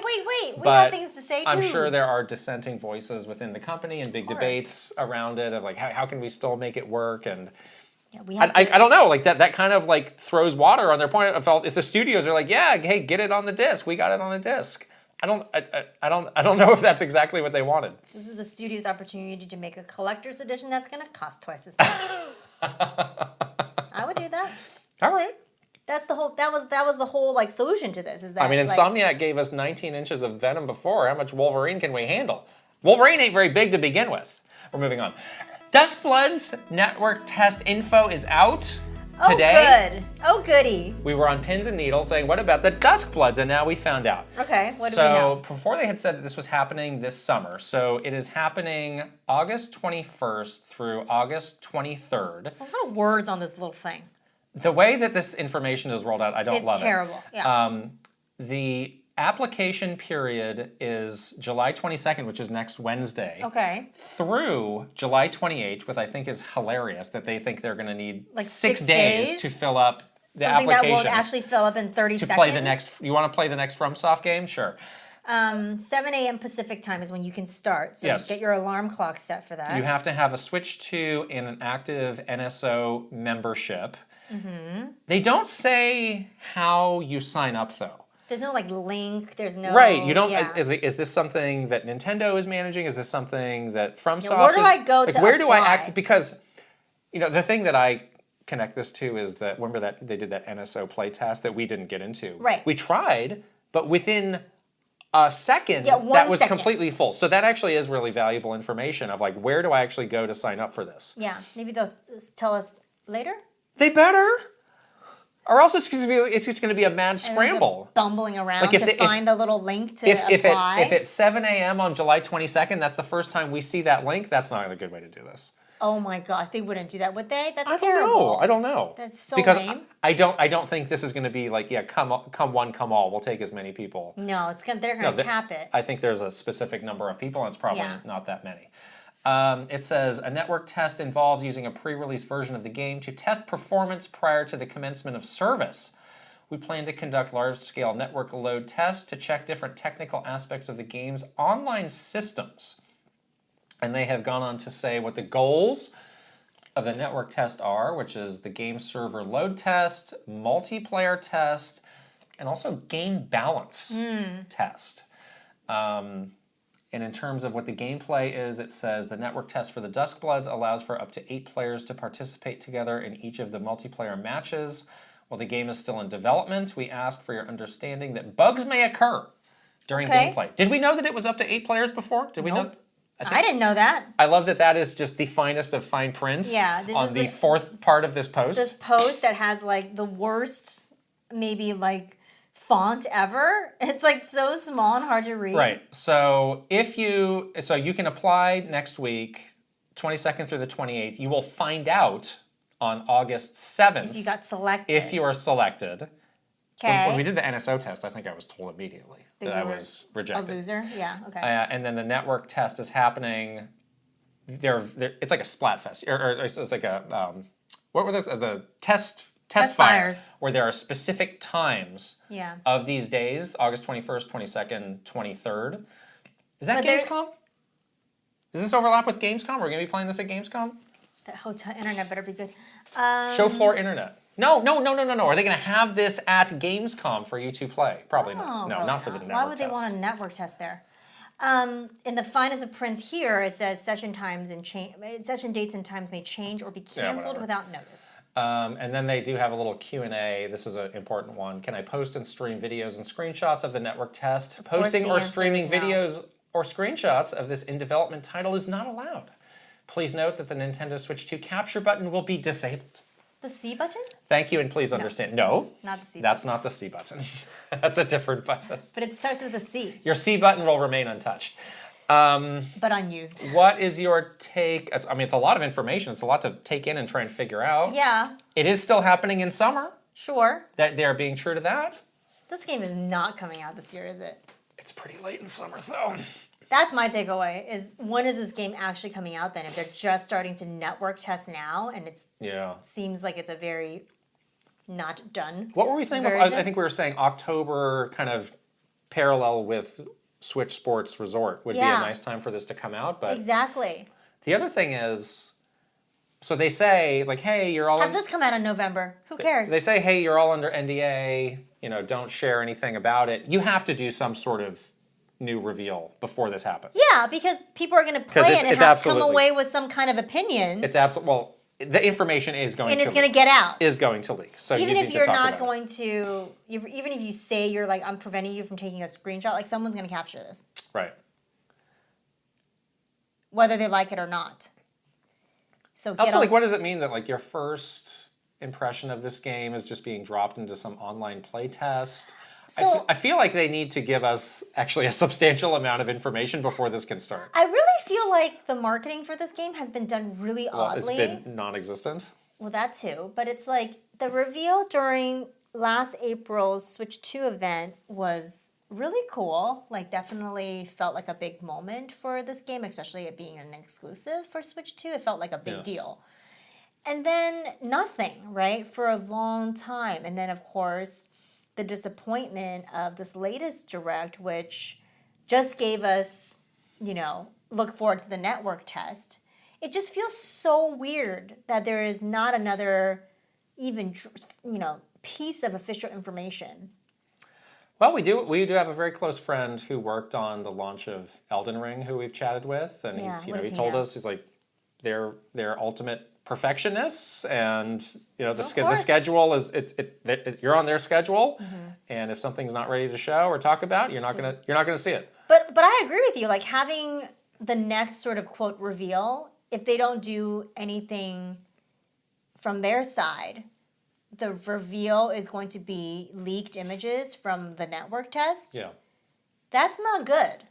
They gotta have. That's something. not going to show the game in its best light. And I have confidence that has been raised and hopefully will be addressed. Yeah, so hopefully in early August we get some kind of Duskbloods right information. Now. So Duskbloods and Ocarina of Time are two games where it's like, yeah, the clock's ticking, give us the info. Clock is ticking fast. Clock's ticking. Mm-hmm. Yes. Two of their biggest games of the year. August. We got to double check those dates. Because that's interesting if those are the Gamescom dates. I kind of think they are, honestly. Because we might be doing something with a Duskblood. In Germany. With a Duskblood. A Duskblood. Put down the Bloody Mary and pick up a Duskblood in Germany. See ya. Delicious. Yeah. Can't wait. Okay, next. This is one of the more baffling stories. Oh my gosh. Oh man. This is crazy This drove me insane. We talk about hey, there's a lot more misinformation in gaming. And I think this is a perfect reason why this happens. Where it's not always people going out of their way to spread lies. Mm-hmm. It's just people misunderstanding. But things are so convoluted and complicated and honestly nonsensical. Yes. That people just have to fill in their own gaps with whatever they got going in their head. And they typically get it wrong. We're talking about Octopath Traveler 1 and 2 coming to the Switch 2. So I guess it's the 8th anniversary of the first Octopath Traveler game. Wow. Yeah, it has. I didn't realize that. Okay. And Square Enix revealed that these games are coming to the Switch 2. Mm-hmm. It was confusing right out of the gate because it said, "Hey, these games are out in Japan today." Okay, well, when are they coming out in non-Japan places like where we live? Those are coming October 1st. Okay. First big question of why. Is it because it's Octopath? This is the exact same games. There's no new content. There's no new localization. It's just a slightly better, resolution and performance and all of that stuff. October. This is terrible. Then put it out in Japan. They got October there too. Octopath. That's a long time between one market and yes. What are we back in the 90s? Yeah, with the weird Japan gets staggered it first. Launches. Makes no sense. So that's the first thing. Someone talked them into Octopath October, didn't they? You got to get off of this. Next. I think they did. I think they talked them into it. So a lot of people were saying, okay, cool. These games are extremely long. I'm still working my way through the 100 hours of this base experience. And yes, certainly these games will have a save data transfer feature that I can just pick up where I left off. There is no save transfer at all, so you're going to have to start over. Some scratch? Yes. But what if you're...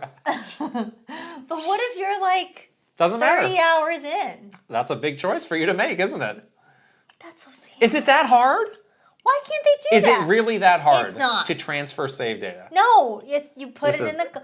Do the thing, the island transfer. You put it in the cloud. Oh my god, that actually is super hard and stupid. Oh my god, what an awful example you just said. And then you get your save data gets deleted. And then it probably gets deleted, yes. And then you rage. And even if it worked, you're going to think you lost it. Great. Which is exactly what happened to me. I was like, cool. oh, it's just gone. Okay, great. And then I opened the game. Oh, there it is. Fine. Perfect. It worked exactly. You may also be saying to yourself, well, this must be one of those Switch 2 editions where I can just, drop $10 and get the new version. It's only, new resolution and performance. No, you have to buy the whole thing over again. And these are $60 digital. Looks like there is a $75 digital bundle, so you do get a discount if you want to get them both. Okay. There's no so in this first image it says available physical and digital. There's no information at all about the physical version.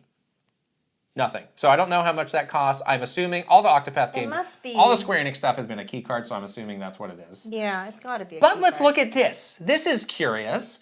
on the Switch 1, they did release a bundle game, Octopath Traveler 1 and 2. Okay.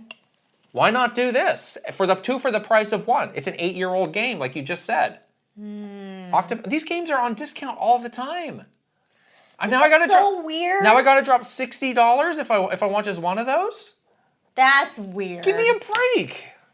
That's terrible. That's ridiculous. It's just...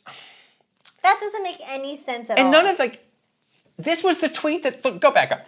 This was the tweet that they had. All this other stuff, I had to dig and go through Wario64's posts to even start to unravel the nonsense. So this is how misinformation happens.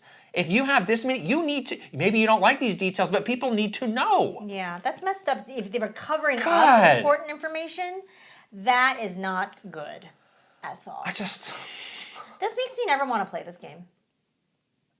I mean, you hadn't started, but... But there was some passing brief... After Elliot? Moments after Elliot of curiosity. And of course, this game is highly talked about in reverent terms from a lot of people. But this kind of nonsense just makes you not want to. And Square Enix has had they've had a lot of different ways of doing this, but unfortunately they have been pretty notorious for the no upgrade path and the save train. A lot of this stuff we've actually seen before from them, but this is a new level of nonsense. They're just stuck in the olden days. Is my feeling. It's get over yourself and join us in 2026. I don't know. It's we have if Ubisoft can do it cross platforms. That's true. We have this incredible new platform that can do a lot of things, and it seems like you should be able to do all of these things. Surely there's a way for you not to be. Remember when the Switch 2 came out and we got the upgrade for Fantasy Life for $3? That basically did this exact same thing. Great. All of this stuff, $3. That was great. And it transferred, and your save data came over. Of course. $3. And it was super easy. And very clear. I mean, that's the level of what they're actually adding to this version is what it seems like, $3. Lots of people do this. Lots of people do this for under $5. I'm just baffled. Lots of people. This is not a new This is why there's misinformation. This is not a new innovation. God. This is a thing that is very expected nowadays with this kind of upgrade.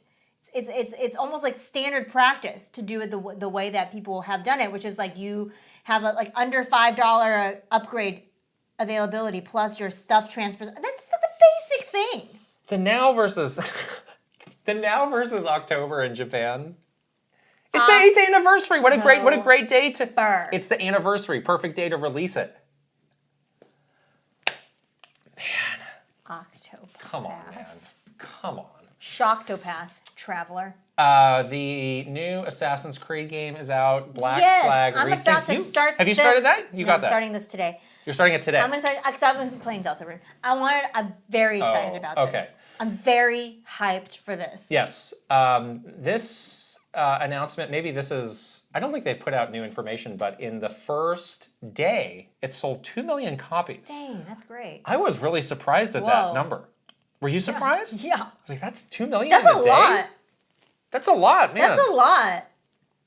Huh. Yeah, good for them, though. This is a great game. So the original was good. Yeah, I mean, it seems like it's a really good version of one of the best Assassin's Creeds, so I'm not surprised that people are excited, but 2 million in a day. I mean, yeah, that's significant. Man, that's crazy. Ubisoft on the comeback, good. And then people actually found out that they have not released a unit sales figure for an Assassin's Creed game in since the original Black Flag. They have done all these kind of flowery, fastest selling or all twisting without giving data without giving actual launch sales because maybe numbers. It wasn't as strong. And now they finally have a strong one. Yeah, so that shows. I think Ubisoft is really happy and surprised by this number themselves. Unfortunately, they have started to lay off the studio that was involved in this big hit. So that's an unfortunate thing that's happening there. Stop it. Yes. Stop it. One more story Kingdom Hearts, remember that? I do. They are doing a big panel on Kingdom Hearts, also for the 25th anniversary of that series at the upcoming D23. How do you get into D23? I don't know, but I think there's a lot of people here who could tell you. I would like to go. To see the Kingdom Hearts panel? No. Oh. To see other Disney things. So it's happening August 15th at 4:30 p.m. Pacific. This is the official description that they have for this. Join us for a journey through light and darkness as we commemorate 25 years of Kingdom Hearts. Discover how this saga united Disney, Pixar, and Square Enix with insights from the creative minds, character voices, and more behind the magic. Love it. And they have not said who exactly is going to be on the panel, though. Okay. And it sounds like there's a lot of other panels at D23 where they already have. So it's not like, oh, we haven't revealed anything. It's like this is actually a bit of an outlier. Okay. That they have not said who is going to be on this. The voice of Mickey Mouse himself will be there? I don't think not for Kingdom Hearts. Not for Kingdom Hearts, for just we'll be at D23 in general. Yeah. Ha, I can do it. You can take that job. I'll take your job. What do you want to do at D23? I just want to go. It sounds like fun. So... Will you go with me? No. So D23 really? Stands for 1923 when Disney was founded. Because I looked this up as well. I was like, refresh my memory. It happens every other year? I think it's every other year. Why is that? I don't know. Why not do it every year? Not enough news? I have no idea. And it seems to be kind of like their version of like a trade show. Like a Nintendo Live. Like a fan show. Fan fest. But there is sometimes there's news like that. Yes. It seems like... Or like BlizzCon. It's like a BlizzCon. Okay, oh my gosh, we got... The Avengers are back. Seems like it's going to be like Avengers Onslaught at D23, right? Oh, maybe. Probably. In August, if this movie's coming out. Yeah, that's true. At the end of the year, right? Yeah. Right? Yeah, so there is news there. There's actual news. news. They do reveals there. Although Comic-Con is happening. We're going to be at Comic-Con next week. Maybe they have... Maybe Avengers will be there. Would they be picking... one or the other? Or would they do both? It's just like, now we're starting the big onslaught. I don't know. Maybe, yeah. It should be interesting to see. The summer, there's a lot of things coming. So when is this show happening? August 15th. August 15th. So again, we are not yet Kingdom Hearts fans, but what is your percentage of this actually having some substantive piece of news? No, I don't think there's news. There's no news. I think there's no news. I think this is more like a look back. Warm-up marketing? Yeah. Why are they doing this? I do think it's like we can do something for the anniversary as a way to kind of keep Kingdom Hearts top of mind for people. But Tetsuya Nomura, is he going to be there with a zipper? No. New zipper reveal? That could be the news. I think there will be... The zipper is a key? I think there will be a small piece of news. You do? Yeah. Like what? Small as in how small? I don't know. Box art? Okay. Something like that. I don't know. But nothing huge. No new trailer, no new characters, so. none of that. No, I don't think so. But I think there might be something small-ish for it. Yeah. Yeah, okay. All right. It's cool that after a very long silence on Kingdom Hearts, like all the fans have finally gotten some stuff. Yeah, it seems to be ramping back That's up. good. Yeah. I mean, it's like you've been waiting so long, you might as well get something. All right, it's time for our World Cup check-in. Score is... Refresh. I'm refreshing. Oh my god, refresh. The internet's so slow here. On this side of our studio, the internet's good. Oh no, we're never going to see... I'm going to... Still we're just past halftime, 47 minutes. They just started the second half. Okay. We'll be back on that. We have a news... How do you think Jude Bellingham is doing? That's for you to worry about. I'm so worried. We have a news adjacent question from Mr. Nathan, Patreon subscriber Mr. Nathan. If you've been watching House of the Dragon, you may have spotted a familiar face. Benjamin Evan Ainsworth, the actor cast to play Link in the upcoming Legend of Zelda movie. As of yet, his role is relatively small in House of the Dragon. He's got a dragon! Yeah, he does. I don't know if it's that small, but he stood prominently as a soldier does, wore green. He is on Team Green.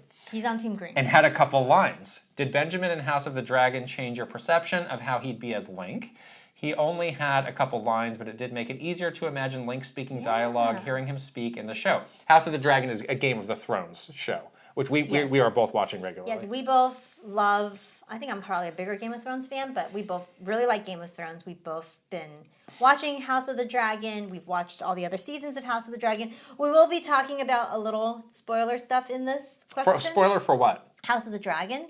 Okay. So If you don't want to hear I think this, that's fine. That's fine. Somebody For did... things that happened in this episode, right? Yeah. Okay, not like, oh, so-and-so is going to die. No. I never know with you. Things that happened in this episode, although I did see some comments because you did a little quick reaction to this as a short, and there was comments that like, I can't believe you spoiled this for me. Sorry. Watch the show. The show was out. Show is out. Watch the show. This is an episode that was from last Sunday. Get off of TikTok and watch the show. Oh, dang, lectures. So yes, Benjamin Evan Ainsworth, the person. Well, excuse me?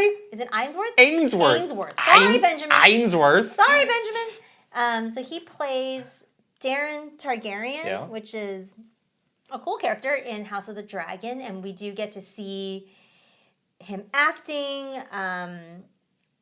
He had a pretty cool couple of scenes, I think, in this episode where, you can definitely imagine, like, sort of, the comp of what he's doing in House of the Dragon to what he'll be doing as Link. It is funny that, he was wearing the green tunic, and there was a part in the episode... Had a sword. Where he gets handed a sword, and it was so easy for me to picture in my mind that sword being a master sword, He did also kill a guy. You should do an edit of that scene where he does Link sound effects as he's stabbing. Yeah! You should do that. It was kind of like, it's interesting because, Link is a character that does kill some things, but... Grass. Pots, grass. But it is kind of interesting watching him in this, like, very, violent Yes, it's show. a very different thing. The House of the Dragon is not going to be like, the Legend of Zelda movie in terms of violence. So it was interesting to see that a little bit. But my big takeaway is that he is an amazing actor. He definitely has the acting chops. I mean, House of the Dragon has some incredibly seasoned actors. Well, that's what I thought as well. Right? Like he's playing whatever you think of Game of Thrones, like they get really legit actors. Yeah. And he did not. He held his own. He did not stand out as subpar. No. In that group. In fact, he stood out as a top tier. Right. Among that group. So it's like, okay, this guy can act. This guy can really act. If there's any shortcoming of Link in this movie, it's not because of him. It's probably not going to be because of him. It's not because of him. A script or a characterization. It might be the writing. There's a million other ways. It might be the production, but it's not going to be because of this kid's inability to act, because he can act. Right. Did you say you had seen him in one of the other little things he had done? Yeah. Was it Bly Manor? That's the one that keeps... Have you seen that? I saw one episode that got really scared and I couldn't watch. What year? How long ago was that? He was young, like maybe 6 years ago. Oh, wow. He was young, baby. Because that's another thing that stands out. Like, he still does come across as pretty young in this show. He's actually came across as a bit older than I thought. Because in the photos of him on set for the Legend of Zelda movie, he looked like that first casting photo that we saw of him, I thought he looked too young. Well, he's a growing boy. Good for him. Yes. Drink that. Things are happening with him. Glass of milk every day. He's growing taller and stronger. You're growing stronger. But I mean, there were scenes where he's standing next to the other guy who's like a full-grown man, and it's like you're a good 8 inches. Oh, he's smaller and more diminutive. But how in real life he's like 20 or something? Oh, really? Like I don't think he's that young. Okay, I don't know. But he does come across as youthful, as a teen. A teen, yes. He looks like a teen in House of the Dragon as well. Right. He definitely. The character he's playing does not look older than, say, 13, 14, right? Of 10 and 3. Of 10, yes, a lad of 10 and 3. There's not a hair on his face. Yes, he does have a very cute little, kind of baby cheeks. Sharon face. Aw, he's cute. I do think he has the sort of that, even the character he's playing in House of the Dragon is a good comp for Link, because it sort of has this innocent hero quality. Like there's goodness in his heart. You can tell he's in this world. He wasn't being a hero when he stabbed that guy. Well, he was being abused by his uncle, so that was not his fault. All right. Well, we can look forward to that from Link too. Link is going to get abused. Navi whispers in Link's ear to go stab a guy. We're going to move on before you turn this into your House of the Dragon podcast. Patreon poll. Splatoon Raiders is out next week. Did you know that? I did know that because we were talking about how it's going to be out during Comic-Con. And we wanted to find out if our Patreon community was going to be picking it up. So we did a poll, and 59% said, yes, I am. Good. 26% said, no, I am not. And 14% said, I don't know. Well, I'm not sure. What's the difference? Well. What's the difference between I don't know and I'm not sure? nothing. I feel like I'm not sure is like I'm still looking for more information. I don't know is like I'm not interested, but I don't know. I'm not interested would be no, I think. Look at you splitting hairs. You do it with the best. Anyways, Quintet though. Quintet said, this will be my first Splatoon game. I'm not a big fan of multiplayer games, so the previous games never really caught my attention. Splatoon Raiders is different though. Everything I have seen so far looks really interesting, and the demo footage was enough to convince me to pre-order it. Sadly, the demo itself is not available here in the Netherlands, so I will have to wait for the full release to try it myself. I'm very curious to see whether this will finally turn me into a Splatoon fan. Okay. So this is what Nintendo wants. This is the perfect example. Of like, all right, the multiplayer focus did not do it for you, but you're kind of peripherally interested. Now we have that single player experience just for new people to come in. Yeah, no, that's a best case scenario for Nintendo. Logan Affleck says, it seems the Splatoon team will take a modern concept, the looter shooter in this case, and ask the question, what would Nintendo do with that genre? And no joke, just the fact that I can play this game and not get pestered with microtransaction in this genre is already radically unique. That's great, yeah. Yep, that's cool and different. And B-Lam says, just like with a number of other Switch 2 games, it's not in system-selling territory for me, but it'll be something on my radar when that system-selling game and special edition system come out. Okay, so B-Lam doesn't have a system very interesting comment and kind of a statement on the broader lineup on the Switch 2. Lacking system sellers. Yeah. Like a lot of very, very good games, but maybe not the game to get you over the hump. Yeah, unless you're someone that was system sold by Pacopia. Pacopia or Donkey Kong. Or like sort of Mario Kart world. Right. But beyond those three games that sort of had this more like viral pop, there's not a lot of games that have that sort of sense of it. Yes, this is it. Yes. We haven't done this yet, so I wanted us to take a moment to try and predict the Metacritic score. I love it. For Splatoon Raiders. And as we do, let's go through the history of Splatoon and reviews. Splatoon 1 got an 81. Splatoon 2 got an 83. Splatoon 2 Octo Expansion got an 82. Splatoon 3 got an 83, and the Splatoon 3 Side Order Expansion got a 78. So these are lower than I thought. Very tightly clustered. Yeah, but these are a bit lower than I thought for some reason. Yeah, I've always thought Splatoon was a higher rated game. It's like, it always seemed like it should be a little bit higher than what it gets. I'm going to say 80. 80. Okay. Yeah. Any reason why? I feel like this one will hit with some people, but won't hit with others. And we played the demo, and I think we both came away with it being like, from a look and feel perspective, it's not like radically pushing the art style or the, sort of the series in a new direction. It is a Splatoon game.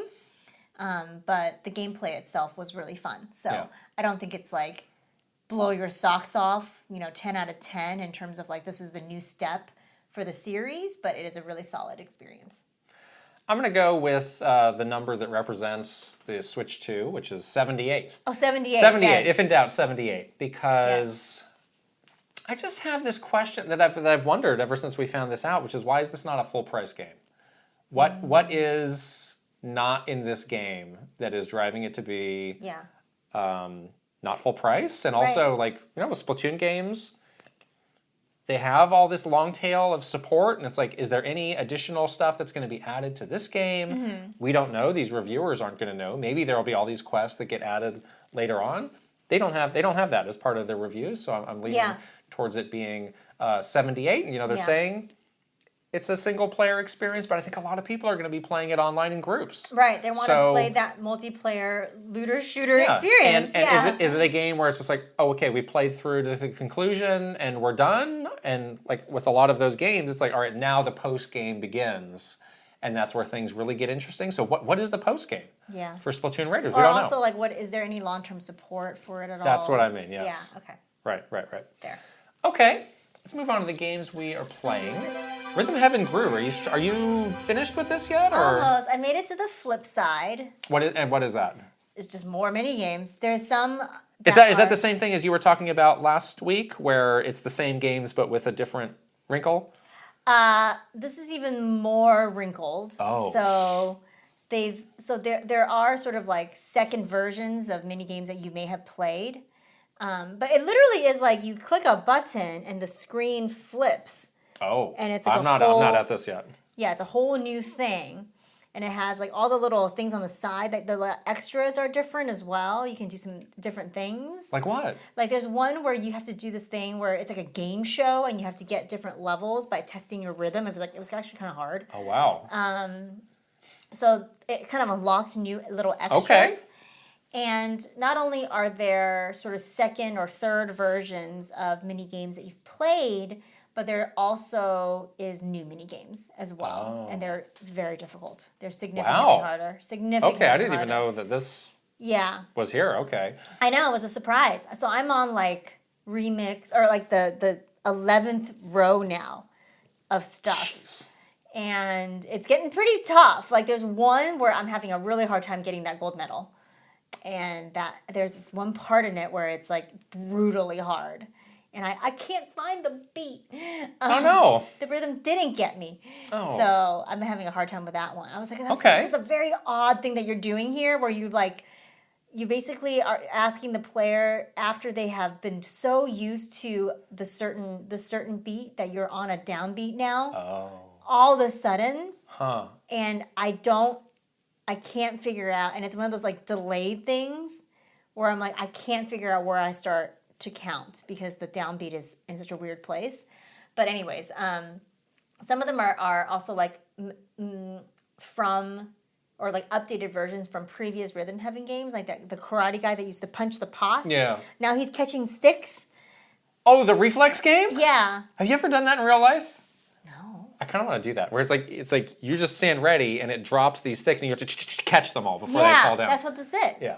It's cool. We should find a place and do that. I feel like I have pretty good. You think you're better than me at everything is just kind of the fact of life. I didn't say better than you. I just said in general. Which is ironic for the reality of how it actually is. I'm very good at things. Okay.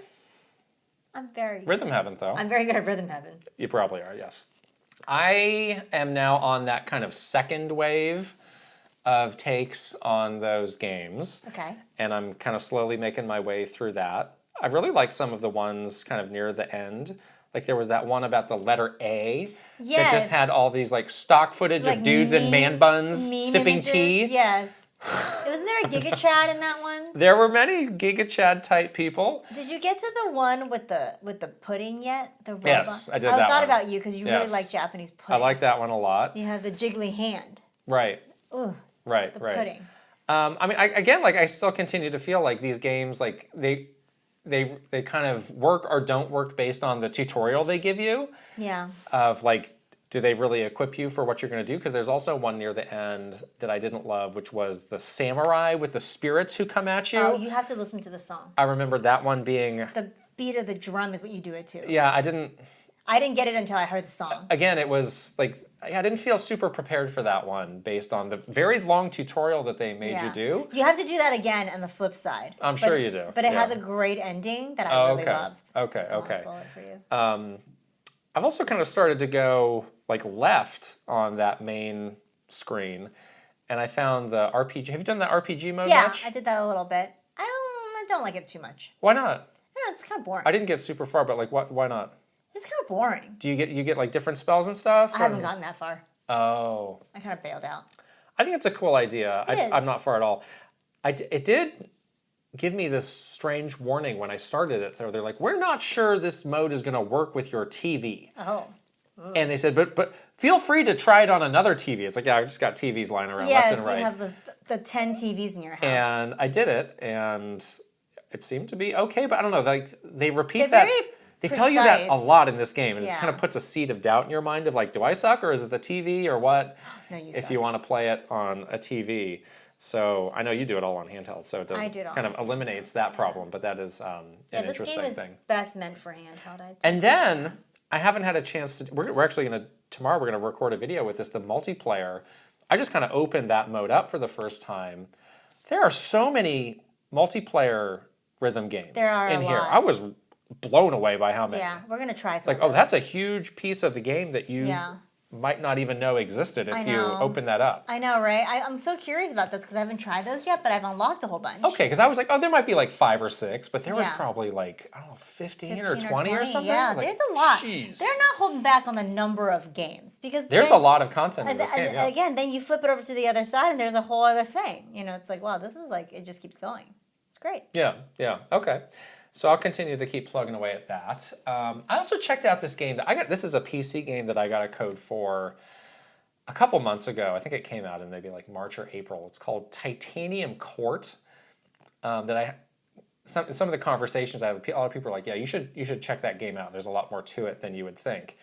And it's very hard to, on the surface, understand what this game is because it has like sub 8-bit graphics. Oh. Like, it's got like non-graphics, basically. What does it mean by sub 8? It's the most basic graphics. Like Pong? It's a step up from Pong, but not a whole lot more. I would describe this as a match 3 meets tower defense meets like a card kind of thing, wrapped into like a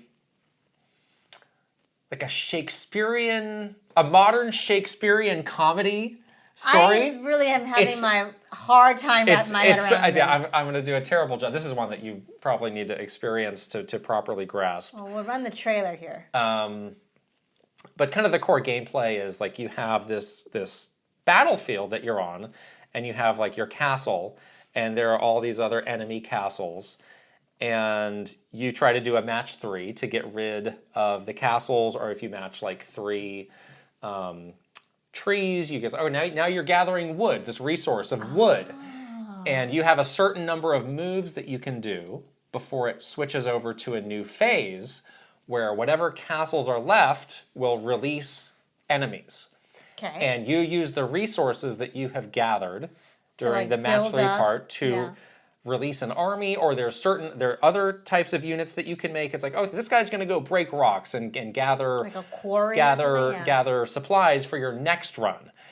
But then, later on, like there are other kind of like special use things that you get as well. That's where like the kind of like the card side of it comes in. So it's like, I have a card that just can like set this part of the map on fire.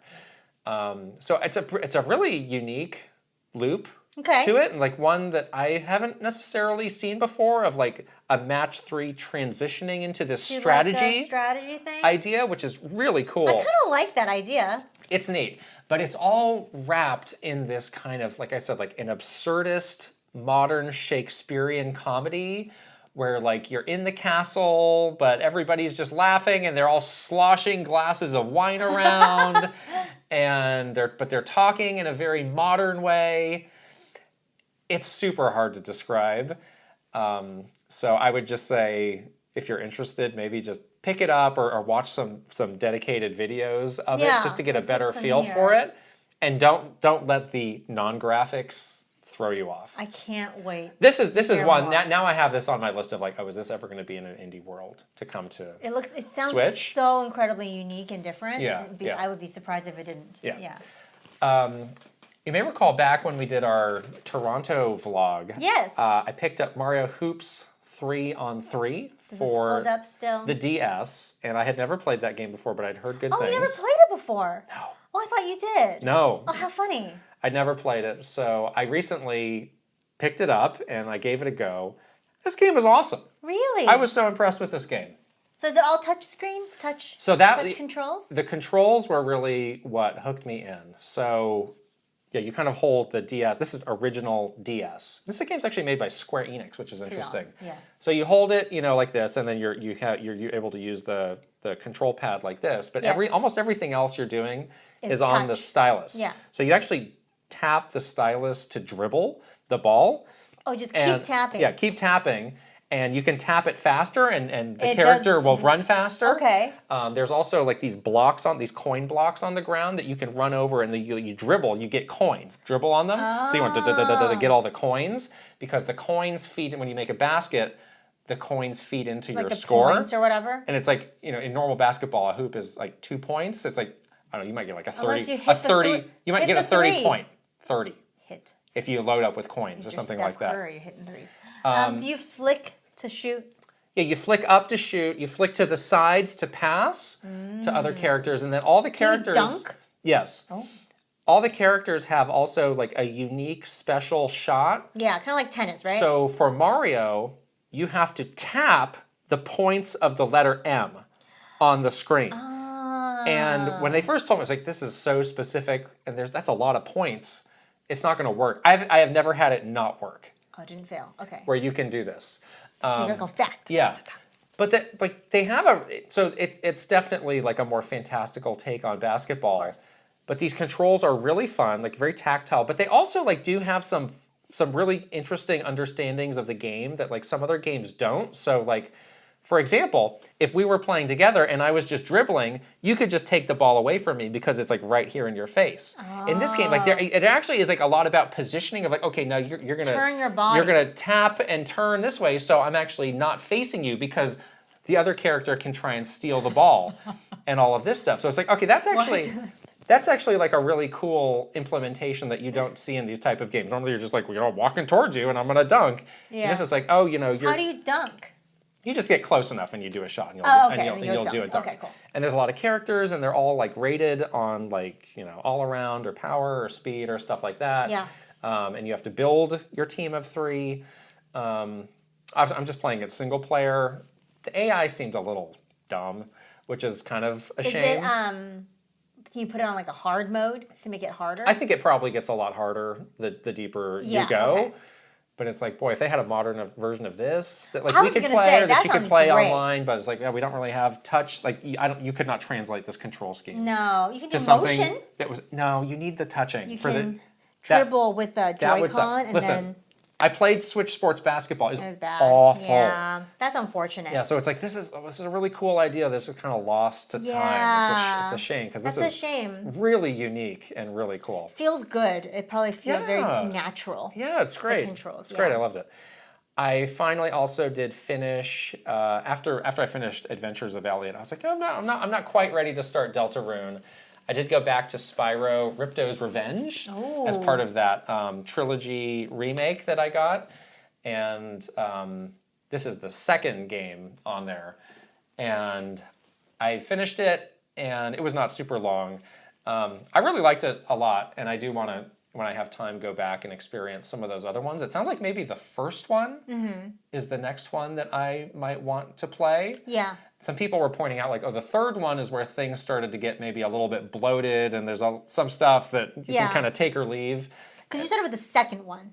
Yeah, most people said the second one is the best. Okay. And I really like the platforming, all the levels. Like, I kind of, you come to understand, like, the little formula of the level, where it's like, all right, you're in this level, there's some inhabitant of this level who's a cute little DreamWorks-looking Shrek guy. He's like, oh no, the glorps have taken my gleeps. Can you get them back so I can open my gizboot? It's like, yes, I will capture the glorps so you can get your gleeps. And you go around and you do that. But the platforming is fun, and the atmosphere is cool. But there is also like a lot of other optional stuff in these levels as well. And that's actually something that kind of bothered me when I got near the end, because normally it was just like, just finish these levels and you can keep moving along. But when you get to the end, it's like, oh, you actually needed to get this many of these magic orbs, which are these side things, to get to the final boss. No. It's like, all right, I hadn't been super aggressive in getting those. We're not doing that. That's very dated. So I had to go back and no, I don't like that. It didn't take long, but I was like, now you tell me. Yeah, I didn't. If it's like, if it seems optional, it should be optional. Yeah. You know what I mean? This game also had later in the game, one of the worst boss battles I have done in recent memory that almost made me stop playing the game because it was so bad. Oh no. Where it was like, this is not really the normal game mechanics. So there's like this big boss, and there were these like pterodactyls that would drop items for you, and you had to pick up the item and shoot the guy. But the pterodactyls came very infrequently, so a lot of it was just like running in circles, avoiding the boss. You had to hit him 10 times. This is not like the Mario or Zelda. Hit him 3 times. 10 times. 10? It's a lot. 10 times is a lot. Especially if they're not frequent enough. And this enemy had this like shot that it would do that always seemed to know where you were going. So it was super hard to dodge. Oh no. And I was like, wow, this game was really easy up to this point, and now it's like Elden Ring? And now it's really hard, and I'm really annoyed. But You're getting a one-shot killed by this boss? I hunkered down, and I was able to finish it. But overall, I loved it. I really loved it, and I do want to check out, I'll do the first one next. Wow. You're on when I have a chance. But it's nice that these games are like sub 10 hours, so you can knock them out. And also cheap. Pretty fast. Well, I mean, I bought it cheap. I bought it when I bought that trilogy for $10. That's great. So I'd say if you're interested, just wish list this, and it'll eventually be back. Probably be back on sale. Yeah. That's a steal. 3 games for $10. Yeah. Not like Octopath Traveler 1 and 2. Don't bring it up. Sorry. One more question from David Williams, Conky Gamers. Here's a little bit of a fun two-parter. Ooh. If Mario did not ever exist, who do you think would have become the Nintendo mascot and why? Then, if Mario was deleted from existence in this current day, and you had to pick a new mascot, who would it be and why? Well, Nintendo's mascot of no Mario then was Donkey Kong. I agree. I think that's a relatively easy Yeah. pick. Has to be, because Donkey Kong Not Link? came before. Not Link? Not Link. Sorry, Link. No. Okay. No amount of hayas. All right, so they're going to try and make Donkey Kong the mascot. Would 100% be the mascot, especially because it actually came before Mario in the first place. But if today Yeah. Mario got Thanos snapped and they said, okay, we need a new mascot. Everybody else is still there, just Mario. Everybody, yes. Well, the Mushroom with the King. Mario unit, like with Bowser. That's what I'm asking you. David Williams. I'm gonna say the whole Mario thing is So just, no Peach, nobody. no. Oh There's no! nothing. That's terrible. Yeah, so the that's quite a entire bit Mushroom harder. Kingdom is That's gone. quite a bit harder. Because Mario gets deleted, which would cause a chain reaction. We may be stuck with the dark future where Pikmin are representing the company. We may be stuck with that. No! Well, does Mr. Miyamoto have anything to say about it? Then it might be actually Pikmin. Or you were talking about Mickey Mouse before. And like, does Disney really do anything with Mickey Mouse, or is he's just kind of like he is the face? There's like cartoons still, and like. But not a ton. Yeah, not a ton. Like, is there some character that is not in the active rotation of games that could become like we got Rob behind us, like if Rob. Oh, Rob would be such a cute mascot. Rob be the mascot. It's the little, like, what is that little yellow Discoon? Oh, Discoon. It becomes Discoon. That's the answer. Physical media forever. Discoon forever. Yeah. We figured it out. In 2028, Discoon will be executed, unfortunately. Oh no! Yeah. Executed? Well, that's the future Sony wants. That's severe. Protect Discoon. Discoon lives forever in our Yeah, hearts. protect Discoon. Okay. It's time to check the World Cup again. Oh my gosh. We're deeper into this. Here we go. How did they add to... Oh! England has scored. It's probably because Jude Bellingham did something. It's the 76th minute now. Let's see. Did we find out if we scored? No, it was not. It was A. Gordon in the 55th minute. Okay. Is that the little guy? I don't know. I don't care. Well, You don't care? It's not Jude Bellingham. You went from caring to not caring really fast. I care about Jude. All right, we know what you care about. I care. Okay? Deeply Jeez. about Jude. Wow. Check us out at patreon.com/Kit and Krysta, where fun things are happening. Yes, all very these fun spoiler things. casts are So popping much off. We got bonus exclusive Q&As. content. It does feel like we have more exclusive content than ever. So before. check us out. Mystery, Super Kit and Krysta 64. That's right. Solve the mystery. We are on the socials. We are on Twitter, Instagram, TikTok, Facebook, YouTube, Blue Sky, and Threads. And if you're watching this on video, YouTube or Spotify now. Apparently, yes. Love it if you could subscribe. I'm assuming there's some form of subscription over on Spotify. At least you can give us a 5-star review there. I don't know how the reviews work on Spotify. Give us a good review on Spotify. Yes, however you can. Whether you're listening or watching or whatever you're doing. Leave us comment. You can leave comments on Spotify. I do see those. Okay. Yeah. Oh, you know what? I do see those too. You do all those things. Great. Yes. We're figuring it out. We're figuring Thank it out. Thank you. Shouting out our wonderful Patreon community, starting with Final Boss, Aaron Hash. I haven't gotten Aaron Hash's World Cup pick yet. Does he have Might one? need to get it. He's more of a NASCAR guy. What? Maybe he's got the fever. Okay. Like me. Yeah. Okay, Superstars. Eigenverse. Mike Chin. Roy Eschke. VGM Life. Link, the hero of Wins. Angela Bycroft. Thomas O'Rourke. Kyle LaBeouf. Andrew Uhas. Crushuri. Master Discord. Travis Torline. MSN Poke Gamer. R. Burns. Kitten K. Nathan Clover. Shark Min. Rain Tech. Kiss by Flapjack. Paul Gale Network. Cameron. Catsilly Nerdy. Super. David Williams Conky Gamers. David. And Khalifa Al Sawadi, our newest superstar. Welcome. Welcome. Wonderful Thank you for to see being more here. superstars. I love it. Okay, here come the One Up Club. Aaron Burgundy. Ad Cool 2000. Adrian W. Age 1000. Ian Evelith. Ale Alejandro. Alan McLovin. Alejandro Orozco Borrego. Andy Robinson. Angel 8. Andrew Jojo. Anthony Kier. Everest Art 64. Artisan 64. Astro Dev. Asterax. Awesome 46. Bino. Barnstorm. Bates. Berserker. Bob Cleffin. Boost Toast. Brandon Kavapel. Brovac Novak. Cashew. Cedric Benson. Shadir. Shelly Squirrel. Kayaks. Crispy Saurus. Christopher Lay. Chunky Conga. Colleen Finnegan. Cool Blue. Connor. Cosmic Titan 718. CP Coaster Lover. Captain Alex. C Roper 17. Cruz and Garza. CN Folds. Daffers. Dagdaleo. Dallas E. Dane. Dennis M2. Doghead. Doinko. Dre. Dr. Saturn. Dubs 496. Dude Deadlife. Eccentric Tony. Elite Peach. Eric Baxter. Espars 50. Furbound. Fernie and Jess Forever. Fox Deploy. Funky Fresh. Gabriel Valise. Gamer Nerd 78. Gary. Garth the Wolf. Gartooth. Gianni. Guilty Phoenix 42. Guniko Joe. Hannah is funky. Heyo Jose. Iris Marin. It's your boy J-Hove. Ivan. J Rando. Jabjaws. Jack Albert. Jahari Garcia. Jake the Snake 22X. Jameson Eisenberg. J Bar. Jerry 92602. Jim Wakeland. JLP Second. Joe Encarnacion. Jonathan Bro. John Conboy. Jordan Hemmerly. Joris. Joshua Clements. Juji Fruit. Justin Lemminger. J Wolf. Kaylin. Katie Estep. Kawa 2796. Kevin Delane. Katrina. K Hooper. Kilo Kibo. Christy Eckert. Kyle Gamer Berry Rookie. Kyle 325. Kyle Kretzer. Larry Fitzpatrick. Lazy Cat for Coffee. Leah Rao. Lex. Lytton. Logan Affleck. Luke Hayabusa. Luna B. Lynn. Macho Potato. Mac the Cat. Mad Dog 5981. Magnificent Easy G and Callie Marie. Mario Man 392. Marky Man 64. Mary Cohen Coulson. Matthias. Maverick Nate. Megan. May plus Leon. Michael Mazer.